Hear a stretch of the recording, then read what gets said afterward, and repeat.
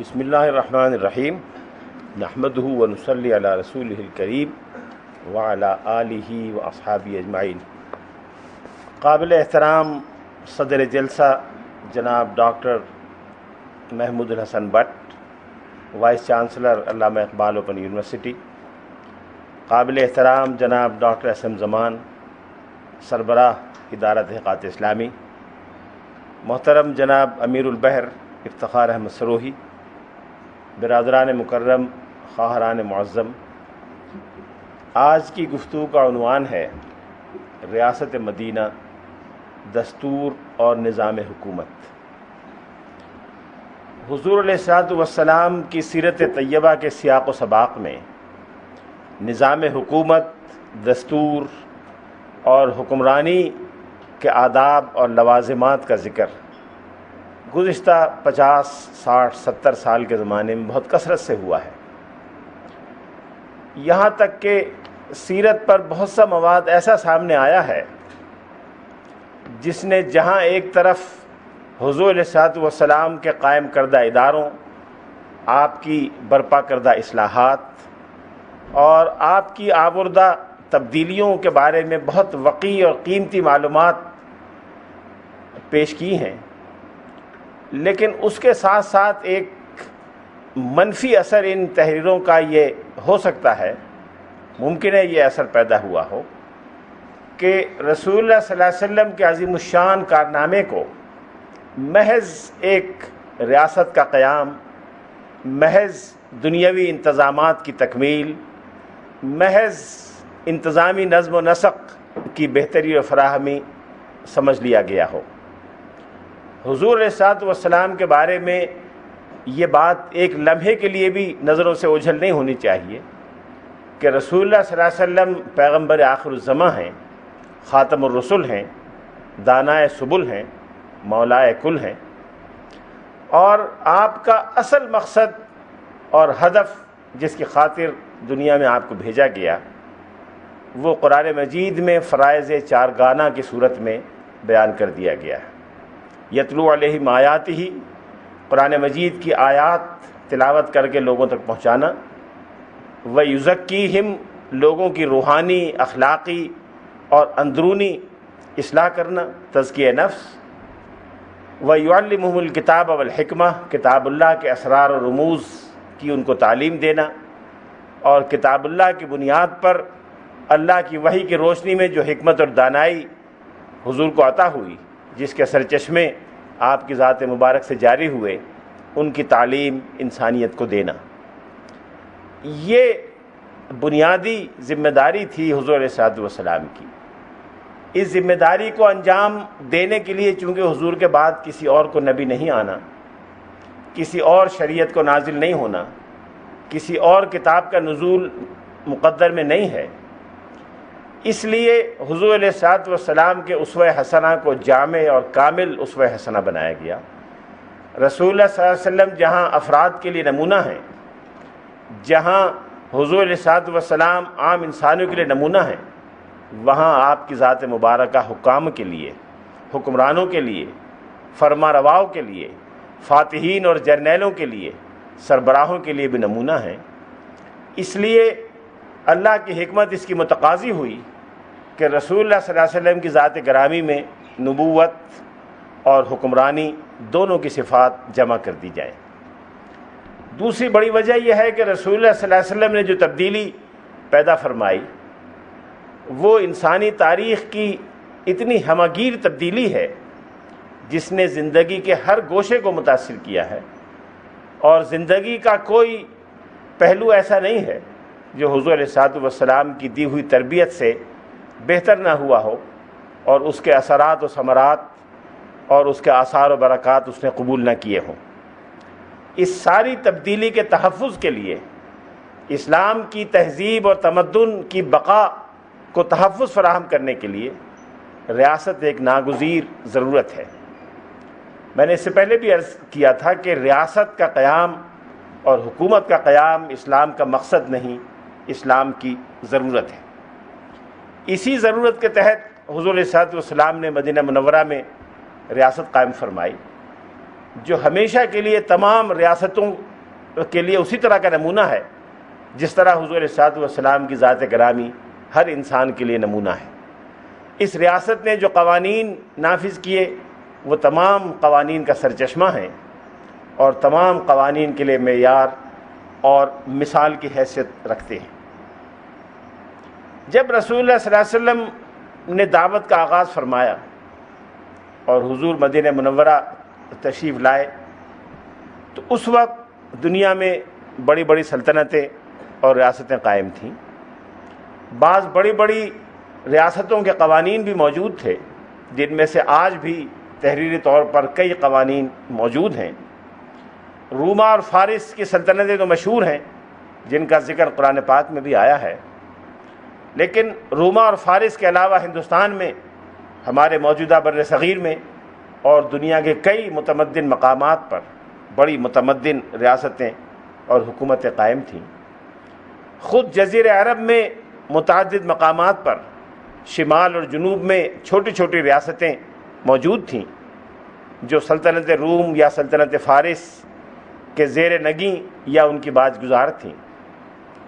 اس لیے عربوں کے ماحول میں ریاست کے وجود سے تو لوگ آشنا تھے، یہ معلوم تھا کہ حکمرانی اور بادشاہی کیا ہے، حکمرانی اور بادشاہی کے آداب کیا ہوتے ہیں، لیکن جزیرہ عرب کے درمیانہ اور ابتدائی حصے میں جزیرہ عرب کے اصل باشندے قبائلی نظام سے مانوس تھے۔ ان میں کبھی بھی مدون تاریخ کے دوران کوئی متمدن اور منظم ریاست قائم نہیں ہوئی تھی۔ ان میں قبائلی نظام رائج تھا، ہر قبیلہ اپنی جگہ آزاد اور خود مختار یونٹ کے طور پر کام کرتا تھا۔ جو قبیلہ تعداد کے اعتبار سے جتنا بڑا ہوتا تھا اتنا ہی اس قبیلے کا اثر رسوخ تھا۔ قبائل میں عموماً فیصلے ایک جمہوری روح کے مطابق عامت الناس اور قبائل کے افراد کی مرضی اور رضامندی سے کیے جاتے تھے۔ جس شخص کو قبیلے کا سربراہ چنا جاتا تھا وہ عموماً قبیلے میں سب سے نمایاں اور بعض حالات میں سب سے معمر آدمی ہوتا تھا۔ سربراہ قبیلہ کی ذاتی صلاحیتیں اور شخصی کردار اکثر و بیشتر فیصلہ کن ثابت ہوتے تھے اس کی قبائلی سرداری کی کامیابی اور ناکامی میں۔ بعض اوقات ایسا بھی ہوا کہ قبیلے کے معمر ترین فرد یا افراد کو نظر انداز کر کے کم تر سن کے لوگوں کو قبیلے کا سربراہ مقرر کیا گیا ہو۔ چنانچہ حضرت ابوبکر صدیق کی مثال سب سے نمایاں ہے کہ اپنے والد ابو قحافہ کی موجودگی میں وہ قبیلے کے سربراہ بنے۔ قبیلے میں نمایاں ترین مقام ان کو حاصل ہوا، اس لیے کہ اسلام سے پہلے اہل قبیلہ نے یہ محسوس کیا کہ جناب ابو قحافہ کے مقابلے میں حضرت ابوبکر صدیق رضی اللہ تعالیٰ عنہ اپنی صلاحیتوں، شخصیت اور کردار کے اعتبار سے ایک بہت اونچا مقام رکھتے ہیں۔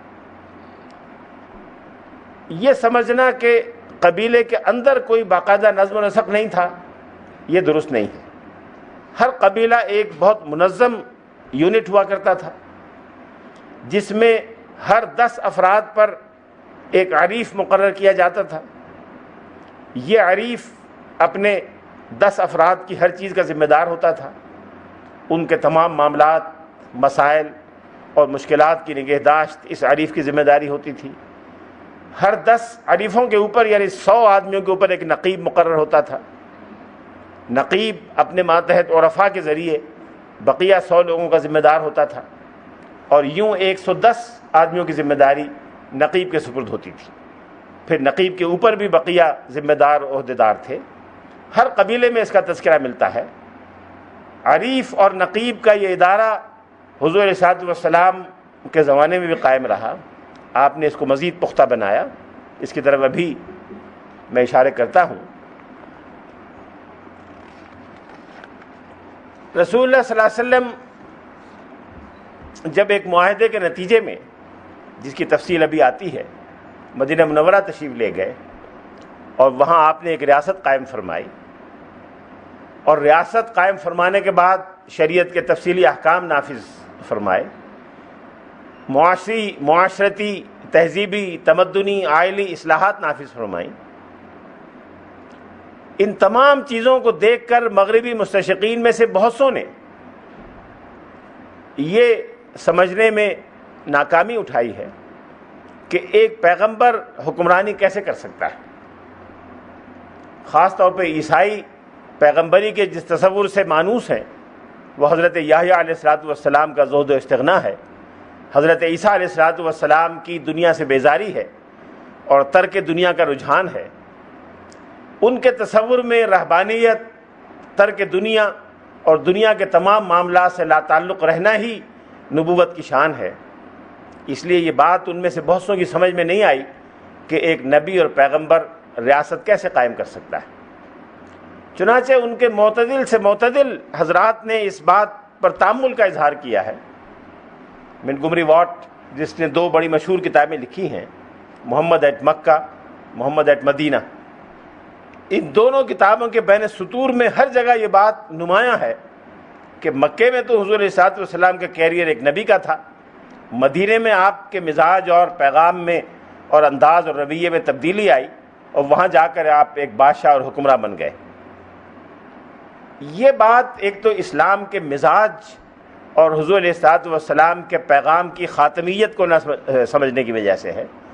حضور علیہ الصلوۃ والسلام محض زاہدوں اور مستغنی لوگوں کی تربیت کے لیے نہیں تشریف لائے تھے. رسول اللہ صلی اللہ علیہ وسلم تارک الدنیا لوگوں کی نسل بنانے کے لیے تشریف نہیں لائے تھے. آپ فی الدنیا حسنتاً و فی الآخرۃ حسنتاً کی جامعیت پیدا کرنے کے لیے تشریف لائے تھے. آپ نے خود ایک جگہ فرمایا کہ انا نبی الملحمہ انا نبی المرحمہ، میں جہاں رحمت کا نبی ہوں، کائنات کے لیے رحمت بنا کر بھیجا گیا ہوں، وہاں میں جنگ کا نبی بھی ہوں. ایک اور موقع پر آپ نے فرمایا کہ انا الضحوک القتال، میں جہاں مسکراہٹیں بکھیرنے کے لیے آیا ہوں، وہاں بد کرداروں اور ظالموں کے لیے شمشیر براں بھی ہوں، ان کے لیے جنگ کرنے کا بھی مجھے مکلف قرار دیا گیا ہے. اس لیے حضور علیہ الصلوۃ والسلام کی ذات میں پہلے دن سے یہ دونوں چیزیں جمع تھیں. جب رسول اللہ صلی اللہ علیہ وسلم مکہ مکرمہ میں کفار کو دعوت دے رہے تھے تو آپ نے بارہا درجنوں مرتبہ دعوت کے دوران جو جملہ ارشاد فرمایا، حتیٰ کہ بہت ابتدائی دور میں جب حضور علیہ الصلوۃ والسلام کے عم محترم جناب ابو طالب زندہ تھے اور ابھی دشمنی اور مخالفت میں بہت شدت پیدا نہیں ہوئی تھی، کفار مکہ کے سرداروں نے یہ چاہا کہ جناب ابو طالب کے ذریعے کوئی مصالحت کی شکل ہو جائے اور کوئی ایسی افہام و تفہیم کی فضا بن جائے جس میں یہ شدت ختم ہو جائے. ابو طالب نے کہا کہ مجھے اس سے زیادہ اور کس بات سے خوشی ہو سکتی ہے. چنانچہ کفار مکہ کے نمائندے بھی آ گئے، جناب رسول اللہ صلی اللہ علیہ وسلم بھی تشریف لے آئے، اور ابو طالب نے کہا کہ آپ کی قوم کے لوگ کوئی بات کہنے آئے ہیں. آپ نے فرمایا چچا آپ جس بات کو پسند فرمائیں گے میں اس کے لیے تیار ہوں، فرمائیں. انہوں نے اپنی بات کہی تو حضور نے فرمایا میں تو ان سے صرف ایک بات یہ کہتا ہوں، اور یہ جو بات فرمائی بڑی اہم ہے، میں ان سے صرف ایک ایسے کلمے کی دعوت دیتا ہوں کہ اگر وہ اس کو مان لیں تو تدین لہم بہ العرب، پورے عرب ان کے ماتحت ہو جائیں گے، وتخضع لہم بہ العجم، اور اس کے ذریعے پورے عجمی ان کے سامنے سرنگوں ہو جائیں گے. یعنی عرب و عجم کی فرما روائی ان کو حاصل ہو جائے گی اور عرب و عجم پر ایک برتری ان کو حاصل ہو جائے گی. یہ آپ نے اس زمانے میں فرمایا جب اسلام قبول کرنے والوں کی تعداد 1-2 درجن سے زیادہ نہیں ہوگی. خاندانی قریبی لوگوں اور دوستوں کے علاوہ مکہ مکرمہ سے باہر اسلام کے پیغام کو شاید ابھی بہت تھوڑے لوگ جانتے ہوں یا ممکن ہے کوئی نہ جانتا. اس کے بعد مکہ مکرمہ کے آخری دور میں جب رسول اللہ صلی اللہ علیہ وسلم مختلف قبائل کے وفود سے جا کر ملتے تھے، خاص طور پہ حج کے لیے آنے والے قبائل کے پاس حضور دعوت لے کے جا رہے تھے، تو ہر قبیلے سے آپ فرماتے تھے کہ یہ کلمہ مان لو، ایھا الناس قولوا لا الہ الا اللہ، لوگو لا الہ الا اللہ کا اقرار کر لو، تدین لکم بہ العرب وتخضع لکم بہ العجم، عرب و عجم دونوں تمہارے زیر نگی ہو جائیں گے. یہ اور اس طرح کے بہت سے ارشادات اس بات کو واضح کرنے کے لیے کافی ہیں کہ اسلام کے مزاج میں پہلے دن سے ایک ایسا پیغام تھا، اسلام کے مزاج میں پہلے دن سے وہ عناصر موجود تھے جس میں زندگی کی مکمل تبدیلی نظام معیشت و معاشرت کی مکمل اصلاح، فرد اور معاشرے کے ساتھ ساتھ حکومت کی مکمل اصلاح کا ایک پیغام حضور کے پیش نظر تھا۔ اس لیے یہ کہنا درست نہیں ہے کہ مدینہ منورہ تشریف آوری کے بعد ایک نیا عنصر اسلام کی تعلیم میں داخل ہوا جس کے اثرات اور جس کی بنیادیں مکہ مکرمہ میں موجود نہیں تھیں۔ کچھ اور حضرات نے خاص طور پہ مغربی مستشرقین میں اس بات پر حیرت کا اظہار کیا کہ یہ یک بیک بین الاقوامیت عرب کے اس چھوٹے سے ماحول میں کیسے پیدا ہو گئی۔ حضور علیہ الصلوۃ والسلام تو قبیلہ قریش کے ایک شاخ سے تعلق رکھتے تھے۔ قبیلہ قریش میں تو پھر بھی باہر کی آمد و رفت خاصی حد تک تھی، مدینے میں تو بہت زیادہ تعلقات بیرونی دنیا سے نہیں تھے، تو یہ بین الاقوامیت حضور کے پیغام اور مزاج میں کیسے پیدا ہوئی؟ ایک تو یقیناً بین الاقوامی پیغام رسول اللہ صلی اللہ علیہ وسلم لے کر تشریف لائے۔ پہلے دن سے پوری کائنات انسانیت سے خطاب فرمایا، یا ایھا الناس، پوری انسانیت سے خطاب تو پہلے دن سے ہے۔ مکہ مکرمہ کی ابتدائی صورتوں میں، بالکل آغاز کی صورتوں میں یا ایھا الناس سے خطاب ہے، جس سے پوری انسانیت کا بیک وقت مخاطب ہونا واضح ہو جاتا ہے۔ لیکن اس کے علاوہ رسول اللہ صلی اللہ علیہ وسلم کا اپنا خاندان اور آپ کی ذات گرامی ایک ایسا بین الاقوامی مزاج اور کردار رکھتے تھے کہ جو عرب میں بہت کم لوگوں کو حاصل تھا۔ خود رسول اللہ صلی اللہ علیہ وسلم کے جد امجد جناب قصی، جنہوں نے مکہ مکرمہ کی شہری ریاست قائم کی، ان کے تعلقات اپنے زمانے کے کئی حکمرانوں اور فرمانرواؤں سے تھے۔ ان کو قیصر روم کے دربار میں بھی تعارف حاصل تھا، ان کے تعلقات یمن کے حکمرانوں سے بھی تھے، اور قصی وہ پہلے شخص ہیں جنہوں نے قبیلہ قریش کی تجارت کو مختلف علاقوں میں منظم اور مرتب کیا، اور ان کی وجہ سے قریش کا تعارف بقیہ دنیا کے بہت سے حصوں میں ہوا۔ قصی کو جب مکے پر قبضہ کرنے کا موقع ملا تو انہوں نے وہاں ایک شہری ریاست قائم کی۔ اس شہری ریاست کا تذکرہ مغربی مصنفین نہیں کرتے۔ مغربی مصنفین جب سٹی اسٹیٹ کی بات کرتے ہیں تو صرف یونان کی بات کرتے ہیں، ایتھینز اور اسپارٹا کی بات کرتے ہیں یا روما کی بات کرتے ہیں۔ مکے کی شہری ریاست کا مغربی مصنفین اکثر تذکرہ نہیں کرتے، لیکن جناب قصی کے ہاتھوں قائم ہونے والی ریاست کئی سو سال جاری رہی۔ اس ریاست میں قصی نے پہلے 10 شعبے قائم کیے جو قریش کے 10 قبائل میں تقسیم تھے، پھر وقت کے ساتھ ساتھ مزید شعبے قائم کیے گئے جو مختلف قبائل میں تقسیم کیے گئے، اور ہر قبیلے کا سربراہ خاندانی طور پر، وراثتی طور پر اس عہدے کا حامل بھی ہوتا تھا جو اس خاص قبیلے کا عہدہ تھا۔ جناب صدیق اکبر کے خاندان میں عدالتی ذمہ داری تھی، اور خاص طور پہ فوجداری عدالت کی ذمہ داری کہ اگر کوئی شخص قتل ہو جائے یا زخمی کر دیا جائے تو اس کی دیت اور تاوان بلڈ منی ادا کرنے کا فیصلہ جناب صدیق اکبر کیا کرتے تھے۔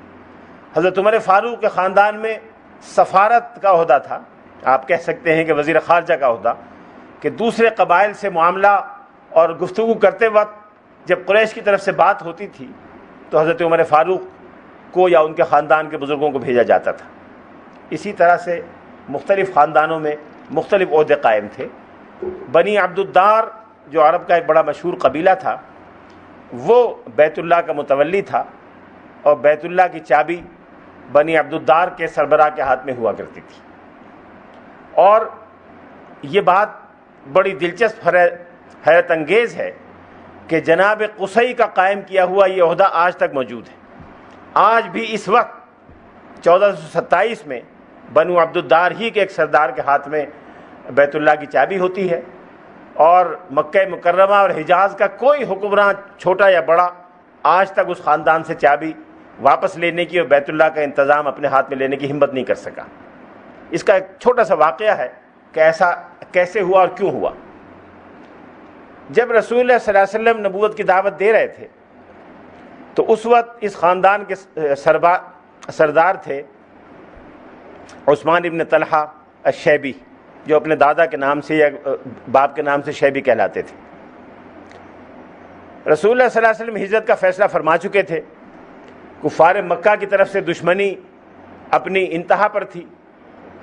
حضور کا جی چاہا کہ بیت اللہ کے اندر داخل ہو کے عبادت کریں اور بیت اللہ کو الوداع کہیں۔ ایک دن ہجرت سے کتنا پہلے ہم نہیں کہہ سکتے، لیکن چند روز یا چند ہفتے پہلے حضور نے عثمان بن طلحہ سے کہا کہ تم اگر میرے لیے بیت اللہ کے دروازہ کھول دو تو میں تمہارا شکر گزار ہوں گا۔ عثمان ابن طلحہ نے بہت تمسخر اور استہزاء سے کہا کہ تمہارے لیے بیت اللہ کا دروازہ کھولوں گا، یہ کہہ کے انکار کر دیا۔ آپ نے فرمایا کہ ایک دن آئے گا کہ اس کی چابی میرے ہاتھ میں ہوگی اور میں جس کو چاہوں گا دوں گا۔ عثمان ابن طلحہ نے کہا وہ دن پھر قریش تو سارے مر گئے ہوں گے جب تمہارے ہاتھ میں چابی آئے گی، قریش تو ذلیل ہو گئے ہوں گے۔ آپ نے فرمایا وہ دن قریش کی ذلت کا نہیں، قریش کی عزت کا دن ہوگا۔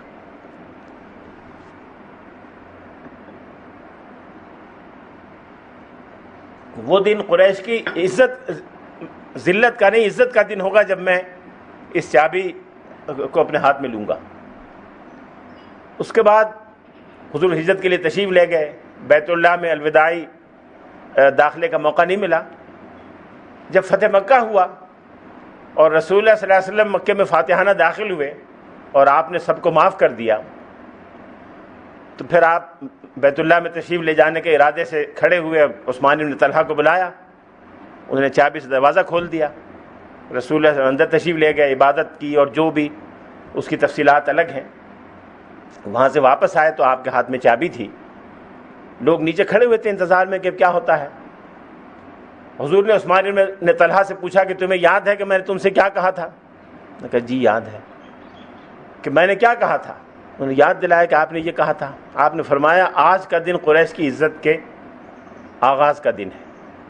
اس وقت جناب عباس حضور کے چچا نے کہا یا رسول اللہ یہ چابی آج ہمیں دے دیجئے، ہمارے خاندان میں رہے گی۔ حضرت علی بن ابی طالب نے فرمایا یا رسول اللہ ہمیں دے دیجئے۔ اور بھی کئی صحابہ نے خواہش ظاہر کی۔ آپ نے عثمان بن طلحہ کو بلایا، وہ چابی ان کو دی اور کہا کہ تم اس کو رکھو، وَتَبْقَى فِيكُمْ خَالِدَةً طَالِدَةً لَا يَأْخُذُهَا مِنْكُمْ إِلَّا ظَالِمٌ۔ اس چابی کو تم رکھو، یہ ہمیشہ تمہارے پاس رہے گی، کوئی تم سے نہیں لے گا، اگر کوئی تم سے لینا چاہے گا تو وہ ظالم ہوگا، صرف کوئی ظالم تم سے لے سکے گا اور کوئی نہیں لے گا۔ اب کوئی شخص بھی زبان رسالت مآب سے ظالم نہیں بننا چاہتا تھا۔ بڑے سے بڑے حکمران میں بھی یہ جرت نہیں تھی کہ حضور کی زبان سے اپنے لیے ظالم کا لقب اختیار کر لے۔ اس لیے آج تک وہ چابی اسی خاندان کے ہاتھ میں ہے۔ اور میں نے یہ منظر دیکھا ہے، 25 جنوری 1981 کو اسلامی سربراہ کانفرنس تھی، وہیں بیت اللہ میں اس کا افتتاح ہوا، اور افتتاحی اجلاس عشاء کی نماز کے بعد کوئی 10:30 بجے ختم ہوا۔ اس وقت یہ تجویز کیا گیا کہ تمام مسلم سربراہان بیت اللہ میں داخل ہوں، اور تقریباً 57 سربراہان کھڑے ہیں انتظار میں، ابھی وہ آئے نہیں ہیں۔ وہ اس وقت بہت معمر بزرگ تھے، مجھے ان کا اسم گرامی یاد نہیں کہ کیا ان کا نام تھا اس وقت۔ وہ تشریف لائے اور تشریف لانے کے بعد انہوں نے اپنے دست مبارک سے بیت اللہ کی چابی سے دروازہ کھولا، دروازے پر کرسی ان کا ویل چیئر رکھی، اس پہ وہ بیٹھے رہے، اور وہ ایک ایک شخص کو اندر جانے کی اجازت دیتے رہے، ایک ایک شخص ان کی اجازت سے باہر آتا رہا۔ بعض اوقات ایسا بھی ہوا کہ وہ موجود نہیں تھے یا کسی وجہ سے نہیں آ سکے تو انہوں نے اپنے خاندان کے کسی اور کو بھیجا۔ بعض اوقات یہ بھی سنا ہے کہ کوئی بچہ اس خاندان کا آیا، چابی اس نے کھولی تو دروازہ کھولا گیا، اس کے علاوہ دروازہ نہیں کھولا جاتا۔ یہ بات محض تاریخی اتفاق نہیں ہے، بلکہ اس کے پیچھے ایک اور تصور بھی ہے۔ اس پہ کسی نے توجہ نہیں دی تھی۔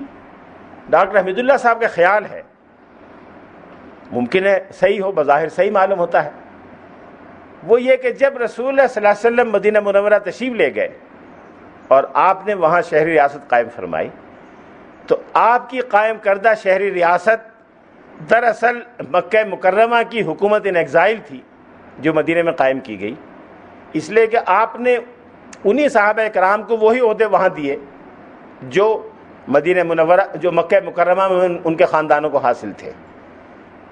قاضی کا منصب حضرت ابوبکر صدیق کو حاصل تھا، بینونی قبائل سے بات کرنے کی ذمہ داری سیدنا عمر فاروق کے سپرد ہوئی کئی مرتبہ، اور بقیہ معاملات میں جو صحابہ جن قبائل کے موجود تھے وہ ذمہ داریاں انہوں نے انجام دیں۔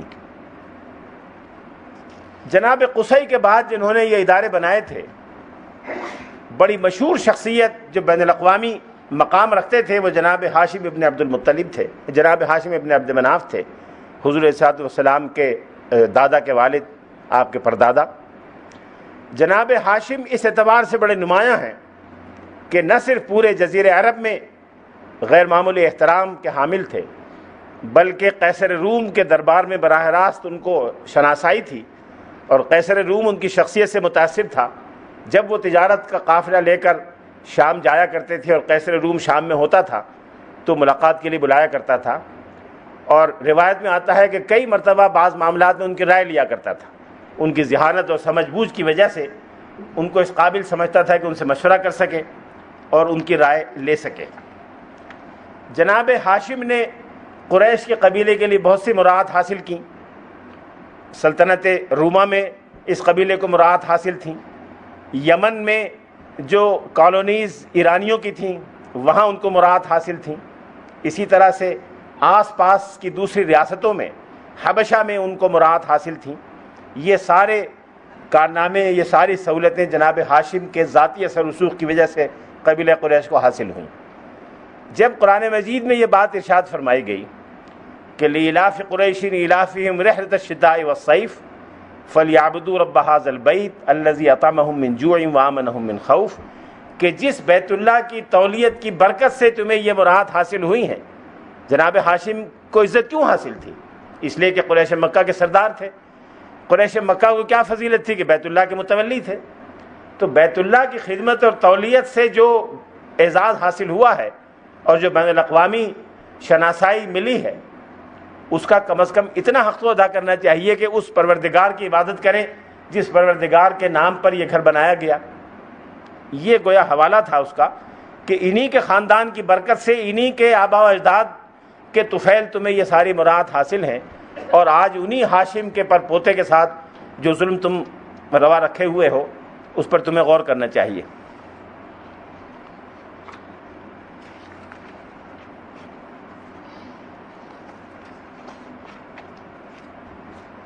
رسول اللہ صلی اللہ علیہ وسلم کی نبوت کا 10واں سال تھا،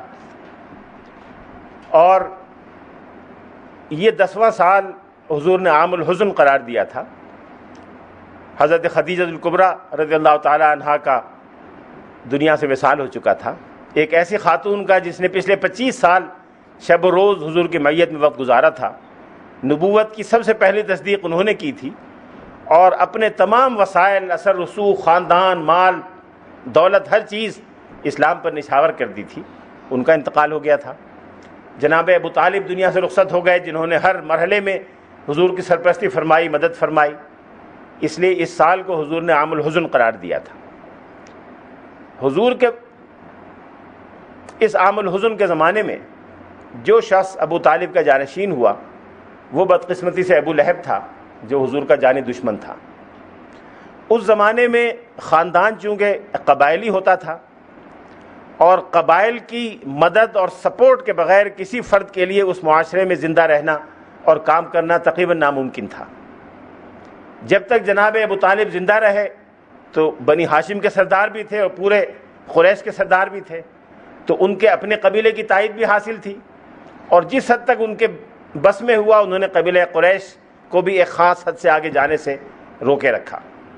ان کے انتقال کے بعد یہ ساری حدیں ابو لہب نے ختم کر دی، اور رسول اللہ صلی اللہ علیہ وسلم کے لیے مدینہ منورہ میں، مکہ مکرمہ میں دعوت کا کام جاری رکھنا ممکن نہیں رہا۔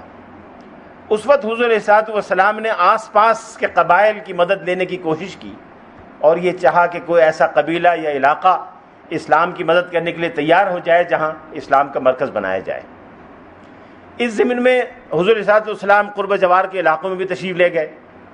طائف کے سفر کی داستان سے ہر شخص واقف ہے۔ اس کے ساتھ ساتھ حضور یہ بھی کرتے تھے کہ حج کے موقع پر جو مختلف قبائل حج کے لیے آیا کرتے تھے تو حضور مینا میں ان کے خیموں میں، ان کے ٹھکانوں پر جا کر ان کو دعوت دیا کرتے تھے، اور ہر قبیلے کی طرف سے یا تو ایک لاابالی قسم کا رویہ ہوتا تھا، لاپرواہی کا رویہ ہوتا تھا یا مخالفت کا ہوتا تھا. اور اگر کسی عرب قبیلے نے عرب روایتی اخلاق و مہمانداری کی وجہ سے حضور کو ویلکم بھی کیا، بات سننے کے لیے تیار بھی ہوا، تو پیچھے سے ابو لہب کے بھیجے ہوئے کارندے ساتھ ساتھ ہوتے تھے جو انشن خرافات بکتے رہتے تھے، اور اس قبیلے کو ایک خطرہ ہوتا تھا کہ مکے میں بیٹھ کے قریش سے مخالفت کیوں مول لیں، اس لیے حضور کی بات سننے کو تیار نہیں ہوتے تھے.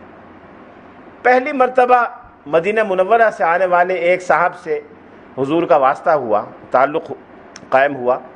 یہ صاحب تھے سوید ابن الصامت، جو مدینہ میں الکامل کے لقب سے مشہور تھے. اپنی تعلیم، صلاحیت، قابلیت اور مہارت کے حساب سے وہاں کامل کہلاتے تھے. حضور نے ان کے سامنے دعوت پیش کی، انہوں نے توجہ سے اس بات کو سنا، حضور کے پیغام میں دلچسپی ظاہر کی.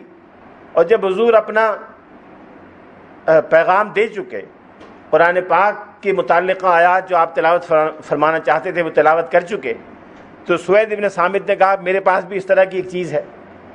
ان کے پاس حکمت لقمان کے کچھ اجزاء لکھے ہوئے تھے، انہوں نے کہا میرے پاس بھی اسی طرح کی چیز ہے جو آپ بیان فرما رہے ہیں. انہوں نے اپنی بات سنا کے بات ختم کر دی، اور اس کے بعد حضور کے پیغام کو قبول نہیں کیا، لیکن مخالفت بھی نہیں کی. اس کے بعد سوید ابن صامت کا انتقال ہو گیا.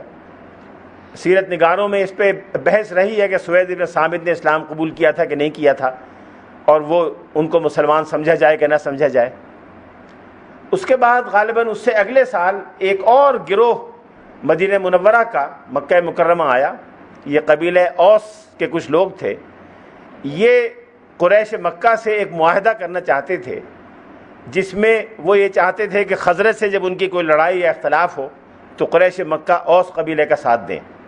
حضور صلی اللہ علیہ وسلم ان سے بھی جا کے ملے.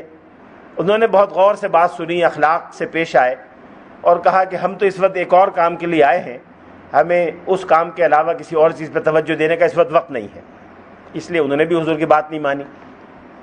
اس کے بعد جو پہلا حضور کا واسطہ پڑا براہ راست، وہ مدینہ منورہ سے آنے والے 6 حجاج کرام تھے جن سے حضور کی مینا میں ملاقات ہوئی.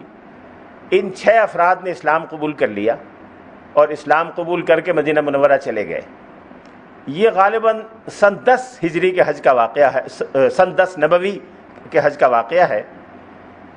بعض لوگوں نے اس کو پہلی بیعت عقبہ قرار دیا ہے، بعض لوگوں نے اس کو بیعت قرار نہیں دیا، اس لیے کہ بیعت کا باقاعدہ ذکر نہیں ملتا.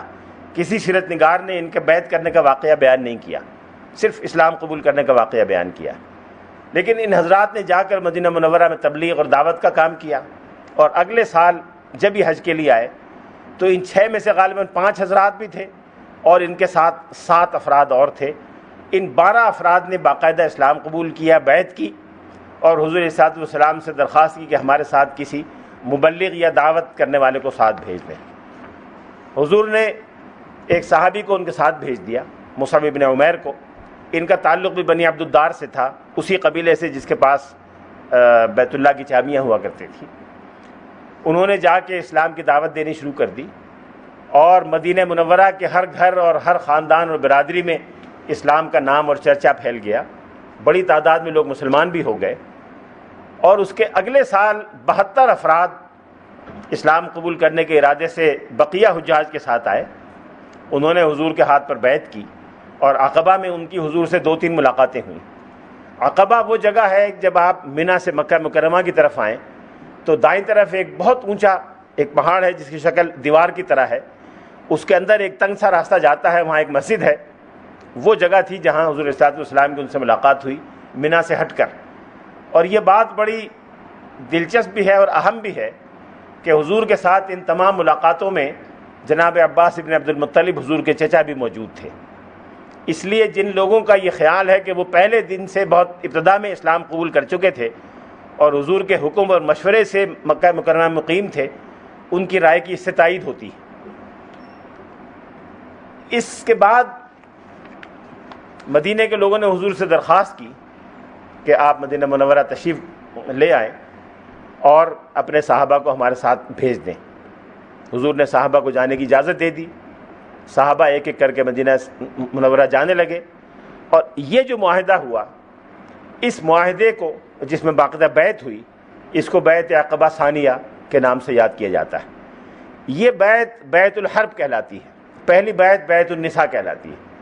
بیعت النساء کے لفظی معنی تو ہیں کہ عورتوں کی بیعت، لیکن عورتوں کی بیعت سے مراد بیعت کے وہ الفاظ ہیں جو سورہ ممتحنہ میں آئے ہیں، جس میں حضور کو فرمایا گیا کہ جب خواتین سے آپ بیعت کریں تو ان چیزوں کی بیعت کریں. خواتین چونکہ میدان جنگ میں حصہ نہیں لیتی تھی اور نہ لے سکتی تھی، نہ ان سے یہ وعدہ لینا مناسب تھا کہ وہ میدان جنگ میں جا کے بھی لڑیں، اس لیے ان سے جنگ میں حصہ لینے کی بات نہیں کی جاتی تھی. اس لیے پہلی بیعت کو بیعت النساء کے نام سے یاد کیا گیا. دوسری بیعت میں یہ وعدہ کیا انصار مدینہ نے کہ ہم آپ کا دفاع بھی کریں گے، آپ کے لیے لڑیں گے، اور جو آپ پر حملہ آور ہوگا وہ ہم پر حملہ آور سمجھا جائے گا، اور ہم آپ کے ساتھ ہر ٹھنڈی اور گرمی کی کیفیت میں رہیں گے، فی المنشط والمکرہ، پسندیدہ چیز میں، ناپسندیدہ ہر چیز میں ہم آپ کے ساتھ رہیں گے. جب یہ بیعت ہو گئی تو بعض انصاری صحابہ کو خیال ہوا کہ ایسا تو نہیں ہوگا کہ اگر اللہ تعالیٰ ہمارے ہاتھوں مکہ فتح کر دے تو آپ واپس مکے چلے جائیں اور ہمیں چھوڑ دیں. تو آپ مسکرائے، آپ نے فرمایا بل الدم الدم والہدم الہدم، میرا خون تمہارا خون، تمہارا خون میرا خون، میری صلح تمہاری صلح، تمہاری صلح میری صلح، اب تمہارے ساتھ ہی مرنا جینا ہوگا. یہ معاہدہ تھا جس کے بعد حضور مدینہ منورہ تشریف لے آئے. سوشل کانٹریکٹ کی باتیں تو بہت ہوتی ہیں، روسوں کے زمانے سے ہو رہی ہیں. یورپ میں کوئی ریاست باقاعدہ کانٹریکٹ کی بنیاد پر قائم ہوئی یا نہیں ہوئی ہمیں نہیں معلوم. کوئی تاریخی ثبوت ایسا نہیں ہے کہ کسی حکمران سے ریاست کے قیام سے پہلے کوئی معاہدہ کیا گیا ہو اور اس معاہدے کے نتیجے میں کوئی ریاست قائم ہوئی ہو. لیکن یہاں تمام مورخین اور سیرت نگار متفق ہیں کہ 2 مرتبہ معاہدہ ہوا، اور 72 آدمی جو اپنے قبیلے کے نمائندے تھے اور اتنے نمایاں افراد تھے کہ پہلے سے وہاں ایک سرداری کا مقام رکھتے تھے، انہوں نے معاہدہ کیا اپنے قبیلے کی طرف سے. رسول اللہ صلی اللہ علیہ وسلم نے معاہدے سے اتفاق فرمایا اور اس معاہدے کے نتیجے میں حضور مدینہ تشریف لے گئے. یہ ایک ایسی ریاست ہے جو ایک سوشل کانٹریکٹ کے نتیجے میں وجود میں آئی. دوسرا فرق اس ریاست میں اور بقیہ ریاستوں میں ایک اور ہے جو بڑا اہم ہے. جب ریاست بنتی ہے تو اس کو چلانے کے لیے قانون کی ضرورت پڑتی ہے. گویا ریاست مقصد ہے، قانون اس کو چلانے کا ایک ذریعہ ہے. یہاں اس کے برعکس ہے. یہاں ایک قانون الہی نازل ہو رہا تھا، ایک شریعت دی جا رہی تھی. اس شریعت کے بعض احکام مکہ مکرمہ میں نازل ہو چکے تھے. اس شریعت کے نفاذ اور تحفظ کے لیے ریاست کی ضرورت تھی. یہاں قانون اصل تھا، ریاست ذریعہ تھی. لہذا شریعت اصل مقصود ہے اور ریاست اس کا ذریعہ ہے. ریاست مقصود نہیں ہے، ریاست کا درجہ بعد میں ہے، شریعت کا درجہ پہلے ہے.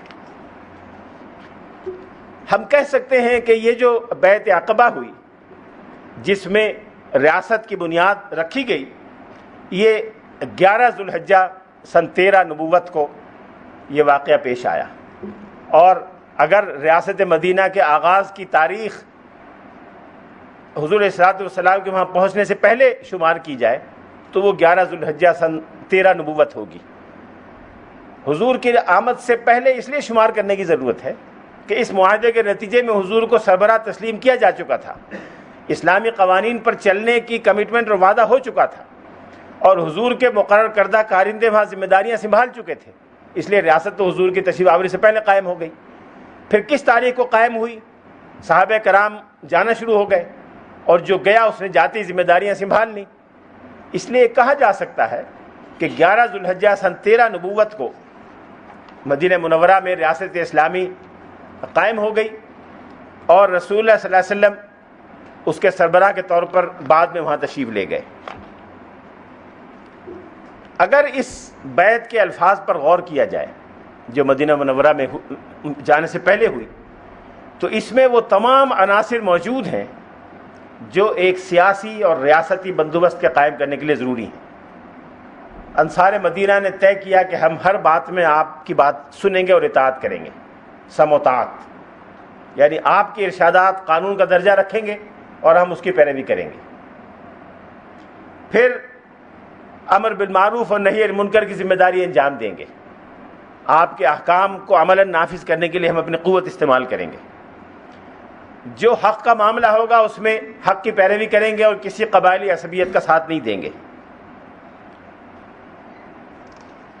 حق کے معاملے میں اللہ کے علاوہ کسی اور کا خوف ہمارے دل میں پیدا نہیں ہوگا.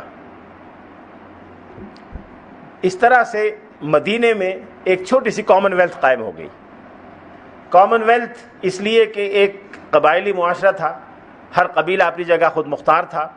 حضور علیہ الصلوۃ والسلام نے ان قبائلی یونٹوں کو ختم نہیں کیا، بلکہ ہر قبیلے میں عریف اور نقیب مقرر فرمائے جو اس قبیلے کے بہاف پر بات کر سکتے تھے. پھر جب مہاجرین مدینہ منورہ تشریف لے گئے تو مہاجرین کے نمائندے آپ نے نامزد فرمائے. اس طرح سے مختلف یونٹ الگ الگ قائم ہو گئے، اور ان یونٹوں کے آپس کے اتحاد سے ایک ایسی دولت مشترکہ وجود میں آ گئی جو داخلی طور پر خود مختار یونٹوں پر مشتمل تھی. مدینہ منورہ کا ماحول کیسا تھا اس پر اگلے ہفتے انشاءاللہ بات ہوگی تفصیل سے. لیکن جس کو مدینہ منورہ بعد میں نام دیا گیا، یہ کوئی ایک شہر نہیں تھا، بلکہ یہ ایک بہت بڑا رقبہ تھا جس کے بارے میں یہ اندازہ غالباً درست ہوگا کہ وہ اسلام آباد کے موجودہ رقبے کے برابر تھا.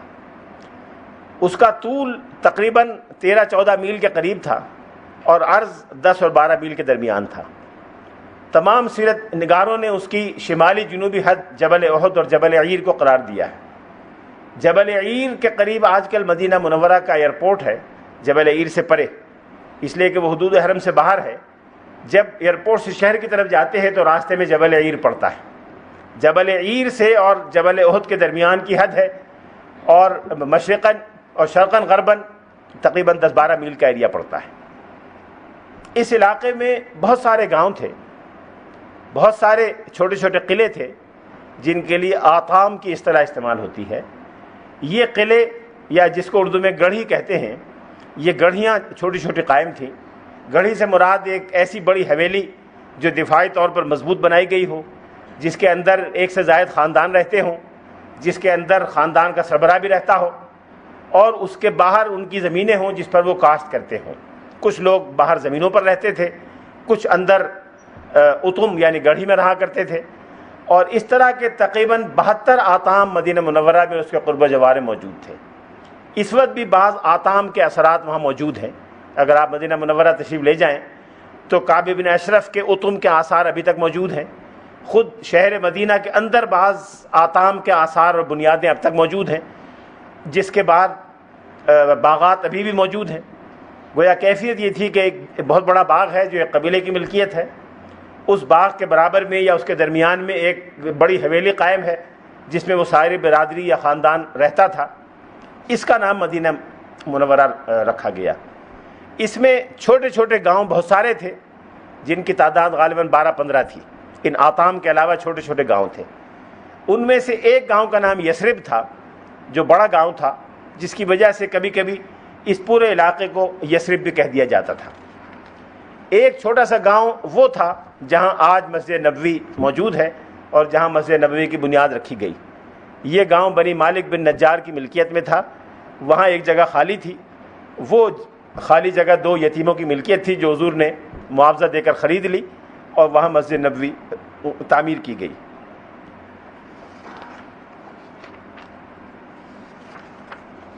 مدینہ منورہ میں پہلی مرتبہ ایسا ہوا کہ تمام قبائل کی بنیاد پر یا مختلف قبائل کی بنیاد پر پہلی مرتبہ ایک ریاستی نظم و نسق قائم کیا گیا، جس کی سربراہی اتفاق رائے سے رسول اللہ صلی اللہ علیہ وسلم نے سنبھالی. اور یوں طویل جنگ اور اختلاف کی وہ روایت ختم ہو گئی جو مدینہ منورہ کے مختلف قبائل کے مابین آپس میں طویل عرصے سے جاری تھی. ہجرت سے چند سال پہلے، غالباً 8-7 سال پہلے، ایک جنگ شروع ہوئی جو جنگ بعاث کہلاتی تھی، اور وہ کئی سال جاری رہی، جس میں اوس اور خزرج کے قبائل آپس میں شمشیر آزما ہوئے. یہودیوں کے کچھ قبائل نے اوس کا ساتھ دیا، کچھ قبائل نے خزرج کا ساتھ دیا، اور کئی سال جاری رہنے کے بعد یہ جنگ ختم ہوئی ہجرت سے تقریباً 5 سال پہلے.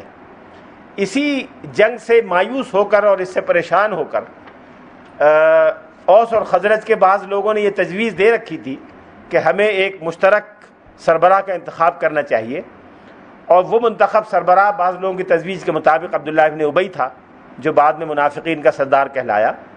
باقاعدہ طے نہیں ہوا تھا، لیکن یہ تجویز زیر غور تھی اور چل رہی تھی۔ بعض لوگ اس سے متفق تھے، بعض اس سے متفق نہیں تھے۔ یقیناً عبداللہ ابن ابی اور اس کے ہمدردوں کی کوشش ہوگی کہ یہ تجویز کامیاب ہو جائے۔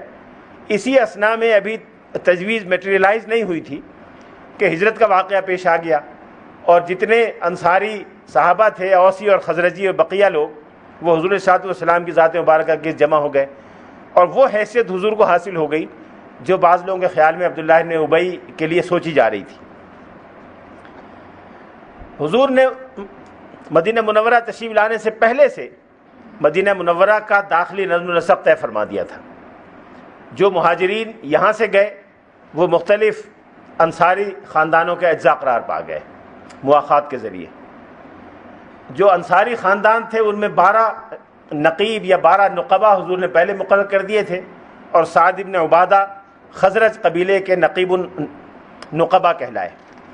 جو بقیہ نقبات منتخب کیے گئے، جن کو خود ان کے قبائل نے منتخب کیا، وہ پہلے سے اپنی قوم میں سرداری کا مقام رکھتے تھے۔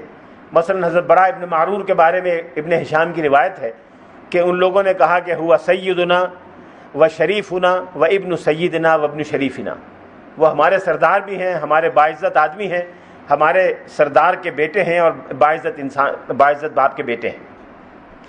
اس طرح سے جب یہ سارا مقامی بندوبست ہو گیا تو رسول اللہ صلی اللہ علیہ وسلم مدینہ منورہ تشریف لے آئے۔ مدینہ منورہ تشریف لانے کے بعد آپ نے 3 کام سب سے پہلے فرمائے۔ مسجد نبوی کی تعمیر فرمائی، اس سے پہلے مسجد قباء کی تعمیر ہوئی تھی قباء میں۔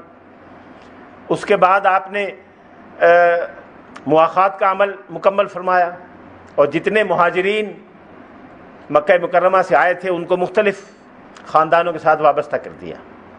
مواخات دراصل ایک قدیم عرب ادارے کا ایک نئے انداز کا احیاء تھا۔ یہ ادارہ ولا کا ادارہ تھا جو عرب میں رائج تھا، اسلام کے بعد بھی رائج رہا۔ ولا سے مراد یہ ہوتا تھا کہ کوئی شخص اگر چاہے تو اپنے قبیلے سے تعلق ختم کر کے کسی دوسرے قبیلے سے تعلق جوڑ سکتا تھا، اور اگر قبیلہ قبول کر لے تو پھر اس قبیلے کا فرد بن جاتا تھا۔ اس کو ولا کا تعلق کہا جاتا تھا، اور جو شخص اس طرح سے تعلق قائم کرتا تھا وہ مولا الموالات کہلاتا تھا، یعنی وہ مولا جو ولا کے ذریعے مولا بنا ہو۔ مولا کے معنی دوست، تعلق رکھنے والا، مدد کرنے والا، مدد کی توقع رکھنے والا، یہ سب معنی مولا کے لفظ کے ہوا کرتے تھے۔ تیسرا کام حضور نے یہ کیا کہ ایک چارٹر متعین فرمایا، جس کو لوگوں نے میثاق مدینہ کا نام بھی دیا ہے بعض مورخین نے اس کو معاہدہ بھی کہا ہے، لیکن اس کے جو قدیم ترین راویان ہیں محدثین میں امام ابو داؤد، امام احمد بن حنبل، جن کے یہاں اس کا تذکرہ ملتا ہے، اور سیرت نگاروں میں ابن ہشام اور ابن سعد، اور مورخین میں کئی اور لوگ، ان سب نے اس کے لیے کتاب کی اصطلاح استعمال کی ہے، کتاب رسول اللہ صلی اللہ علیہ وسلم للانصار والمہاجرین یا بین الانصار والمہاجرین۔ کتاب کا عربی ترجمہ فیصلہ یا چارٹر ہوتا ہے۔ چارٹر یا فیصلہ، قرآن پاک میں کتاب کا لفظ انہی معنی میں استعمال ہوا ہے، لولا کتاب من اللہ سبق لمسکم فیما اخذتم عذاب عظیم۔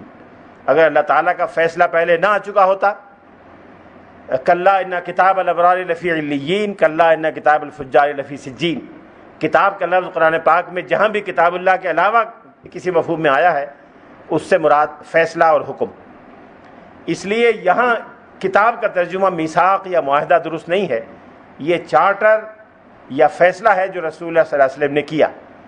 یقیناً اس فیصلے کو کرنے میں، اس چارٹر کو ایشو کرنے میں حضور نے قبائل سے بات کی، معاہدہ کیا، اور ابتدائی گفتگو جب انصار کے ذمہ داروں سے ہو رہی تھی تو حضرت انس کے گھر میں ہوئی تھی۔ حضرت انس نے واقعہ بیان کیا ہے کہ رسول اللہ صلی اللہ علیہ وسلم ہمارے گھر میں تشریف فرما تھے جب یہ معاہدہ ہو رہا تھا، اور حضرت زید بن ثابت روایت کرتے ہیں کہ میں حضور کے بالکل قریب بیٹھا ہوا تھا، حضور ایک ایک جملہ ڈکٹیٹ فرماتے تھے، میں نوٹ کرتا جاتا تھا، اور میرا گھٹنا حضور کے گھٹنے کے نیچے، فرش پر بیٹھے ہوئے تھے، آلتی پالتی مار کے حضور تشریف فرما تھے، اور ان کا حضور کا گھٹنا حضرت زید بن ثابت کے گھٹنے پر تھا۔ یہ ایک اور کنٹیکسٹ میں حضور نے بیان کیا، تو وہاں یہ بات ہو رہی تھی، یہ معاہدہ ہو گیا۔ اس کے بعد جب یہ معاہدہ مکمل ہو گیا، عام طور پہ مورخین کا کہنا یہ ہے جدید مورخین میں سے بہت سے لوگوں کا کہ یہ معاہدہ جو اس وقت 47 یا 52 دفعات پر مشتمل ہے، یہ 2 حصوں میں 2 الگ الگ اوقات میں کیا گیا۔ بعض لوگوں کا کہنا ہے کہ یہ ایک ہی معاہدہ ہے اور ایک ہی وقت میں کیا گیا تھا۔ جو تمام قدیم مصنفین اس کو ایک دستاویز کے طور پر بیان کرتے ہیں۔ جدید مصنفین میں سے بعض لوگوں کا، مثلا ڈاکٹر حمید اللہ صاحب کا اور کئی لوگوں کا خیال یہ ہے کہ یہ 2 الگ الگ دستاویزات تھیں جو 2 مختلف اوقات میں مرتب ہوئیں اور بعد میں ان کو ملا کر ایک کر دیا گیا۔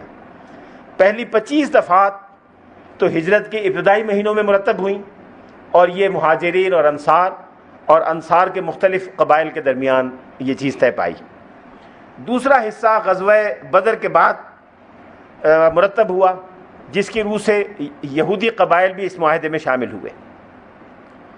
لسان العرب میں جو عربی زبان کی مشہور لغت ہے، اس میں ایک جگہ 2 کتابوں کا حوالہ ہے، کتابہ علیہ الصلوۃ والسلام للمہاجرین والانصار اور کتابہ علیہ الصلوۃ والسلام للیہود۔ اس سے پتہ چلا کہ قدیم مصنفین میں سے ابن منظور افریقی بھی اس کو 2 دستاویزات کا مجموعہ سمجھتے ہیں۔ امام ابو داؤد نے بھی کتاب الخراج میں، ان کی کتاب ہے کتاب الخراج والفی والامارہ، جو سنن ابو داؤد کا ایک حصہ ہے، اس میں ایک باب ہے، باب نمبر 21، جس کا عنوان ہے باب کیف کان اخراج الیہود من المدینہ المنورہ، کہ یہودیوں کا اخراج مدینہ منورہ سے کب اور کیسے ہوا۔ اس میں انہوں نے یہ لکھا ہے کہ حضور علیہ الصلوۃ والسلام نے ہجرت فرمانے کے فوراً بعد مہاجرین اور انصار کے درمیان ایک کتاب تحریر فرمائی تھی، چارٹر جاری فرمایا تھا، اور غزوہ بدر کے بعد یہودی بھی اس چارٹر میں شامل ہو گئے۔ اس سے بھی پتہ چلا کہ 2 الگ الگ معاہدے تھے۔ اس کی دفعات کتنی ہیں؟ ڈاکٹر حمید اللہ نے 52 دفعات قرار دی ہیں، وینسنک جو مشہور مستشرق تھے غالباً ڈچ، انہوں نے 47 قرار دی ہیں، اور بعض اور مصنفین نے 56 دستاویزات قرار دی ہیں، 56 دفعات قرار دی ہیں۔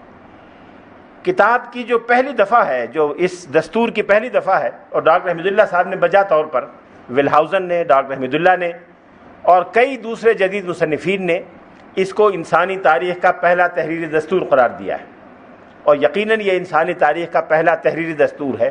اس سے پہلے کوئی ایسی مثال نہیں ملتی کہ کسی ریاست کے نظام کو چلانے کے لیے تحریری طور پر کوئی دستور مرتب کر کے نافذ کیا گیا ہو۔ اس کا آغاز یہاں سے ہوتا ہے، اور پہلی 2 دفعات بڑی اہم ہے، میں آپ کے سامنے پڑھتا ہوں۔ بسم اللہ الرحمن الرحیم، ھذا کتاب من محمد النبی صلی اللہ علیہ وسلم بین المؤمنین والمسلمین من قریش ویثرب ومن تبعہم فلحق بہم وجاہد معہم انہم امۃ واحدہ من دون الناس۔ اللہ کے نام سے جو رحمان الرحیم ہے، یہ ایک چارٹر ہے جو محمد نبی پیغمبر اسلام نے جاری کیا ہے، مومنین اور مسلمین کے درمیان ہے، وہ مومنین اور مسلمین جن کا تعلق قریش اور یثرب سے ہے، اور ان تمام لوگوں سے جو بعد میں ان کی پیروی کریں، ان کے ساتھ آ ملیں اور ان کے ساتھ جہاد کریں۔ یہ تو پارٹیز کا ذکر آ گیا، دیز آر دا پارٹیز، یہ وہ پارٹیز ہیں یا وہ فریق ہیں جن کے درمیان یہ چارٹر جاری کیا گیا۔ پہلی دفعہ امت انہم امت واحدۃ من دون الناس، دونا کا لفظ بڑا اہم ہے۔ دونا کا لفظ عربی زبان میں کسی چیز کو ایکسکلوڈ کرنے کے لیے آتا ہے، ٹو دی ایکسکلوژن آف۔ من دونا کا صحیح ایگزیکٹ ترجمہ ہوگا ٹو دی ایکسکلوژن آف۔ یہ ایک امت واحدہ ہیں، تمام انسانوں سے الگ۔ They shall constitute one single individual ummah to the exclusion of all other human beings, یہ اس کا صحیح ترجمہ ہے۔ یہ چارٹر حضور نے دیا ہے بطور سربراہ ریاست کے۔ پہلی مرتبہ ایک قبائلی نظام میں ایک ریاست قائم ہو رہی ہے، پہلی مرتبہ ایک امت قائم ہو رہی ہے جو مختلف قبائلی وابستگیوں سے ماورا اور بالا ہے۔ پہلی مرتبہ ایک دینی عقیدے کی بنیاد پر ایک سیاسی وحدت قائم کی جا رہی ہے۔ یہ ان دفعات سے یہ بات ثابت ہو جاتی ہے۔ ایک اور بات جو ذہن میں آتی ہے، شاید اس وقت تک مدینہ النبی کا نام زیادہ عام نہیں ہوا تھا، اس لیے یثرب کا لفظ لکھا گیا۔ مدینہ النبی کا لفظ اگر عام ہو گیا ہوتا تو شاید وہ لکھا جاتا۔ بعض دستاویزات میں مدینہ کا لفظ موجود ہے۔ جو قبائل شامل ہوئے ان قبائل کی لسٹ آگے چل کر الگ الگ دفعات میں ہے، فلاں قبیلہ فلاں قبیلہ فلاں قبیلہ۔ یہودی قبائل ابتدا میں اس میں شامل نہیں ہوئے، خود غیر یہودی عرب قبائل میں سے کئی اس میں شامل نہیں ہوئے۔ اوس تو ایک بہت بڑا قبائلی گروپ تھا، اوس کے بہت سارے گروپ شامل ہو گئے، 4 قبائلی گروپ اس میں 4 قبائل شامل نہیں ہوئے جو غزوہ خیبر کے بعد جا کر شامل ہوئے۔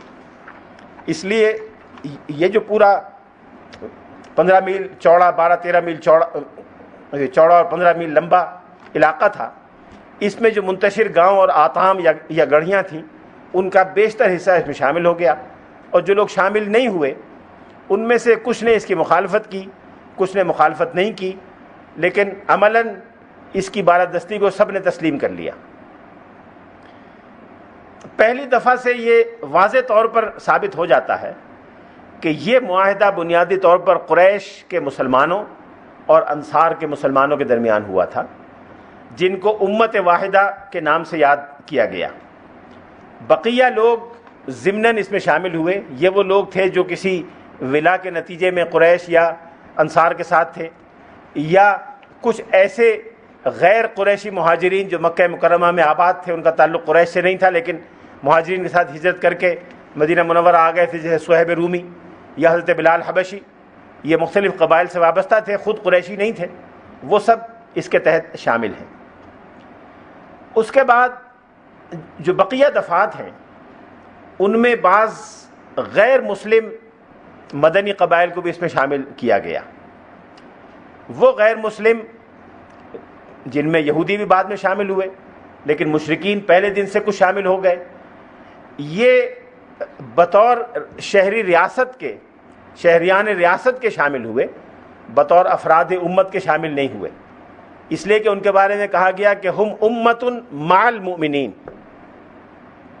من دون المؤمنین کا لفظ میں نہیں، امت مع المؤمنین، they shall constitute an independent ummah along with the believers۔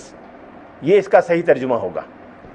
یہ میں زیادہ اس لیے زور دینا چاہ رہا ہوں کہ بعض حضرات نے اس معاہدے کو بہت مس انٹرپریٹ کیا ہے، اس کو غلط انداز سے بارہا کوٹ کیا ہے، اور یہ بات بڑی تکلیف اور دکھ کی ہے کہ اس معاہدے میں جو تحریفیں کانگریسی لوگ کیا کرتے تھے پاکستان بننے سے پہلے، متحدہ قومیت کے حامی، ہندو اور مسلمانوں کی متحدہ قومیت کے دعوے دار، وہ تحریفیں اب پاکستان میں بعض لوگ کرنے لگے ہیں۔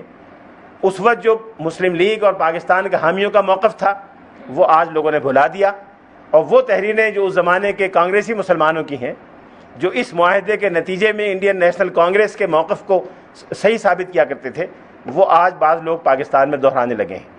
اور یہ فرق امت من دون الناس اور امت مع المؤمنین، یہ عربی زبان کا اتنا بدیہی فرق ہے کہ جو شخص ذرا سی بھی عربی زبان کی شد بدھ رکھتا ہو وہ اس فرق کو محسوس کر سکتا ہے۔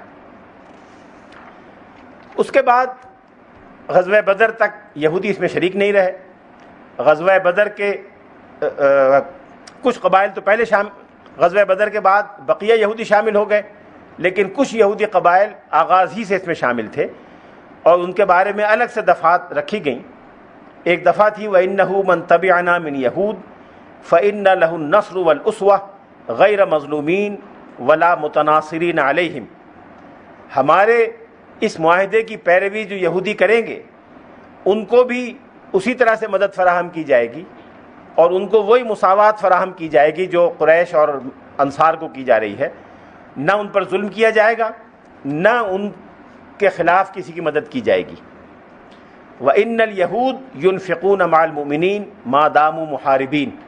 یہ جملہ 2 مرتبہ آیا ہے کہ اگر یہودیوں کو مسلمانوں کے ساتھ مل کر جنگ کرنے کے لیے کہا جائے گا تو وہ جنگ کے اخراجات خود برداشت کریں گے، اس لیے کہ دفاع ان کا بھی ہوگا۔ اپنے دفاع کے اخراجات وہ برداشت کریں گے، مسلمانوں کے دفاع کے اخراجات مسلمان برداشت کریں گے۔ اس سے خود پتہ چلتا ہے کہ وہ امت واحدہ کے فرد نہیں تھے۔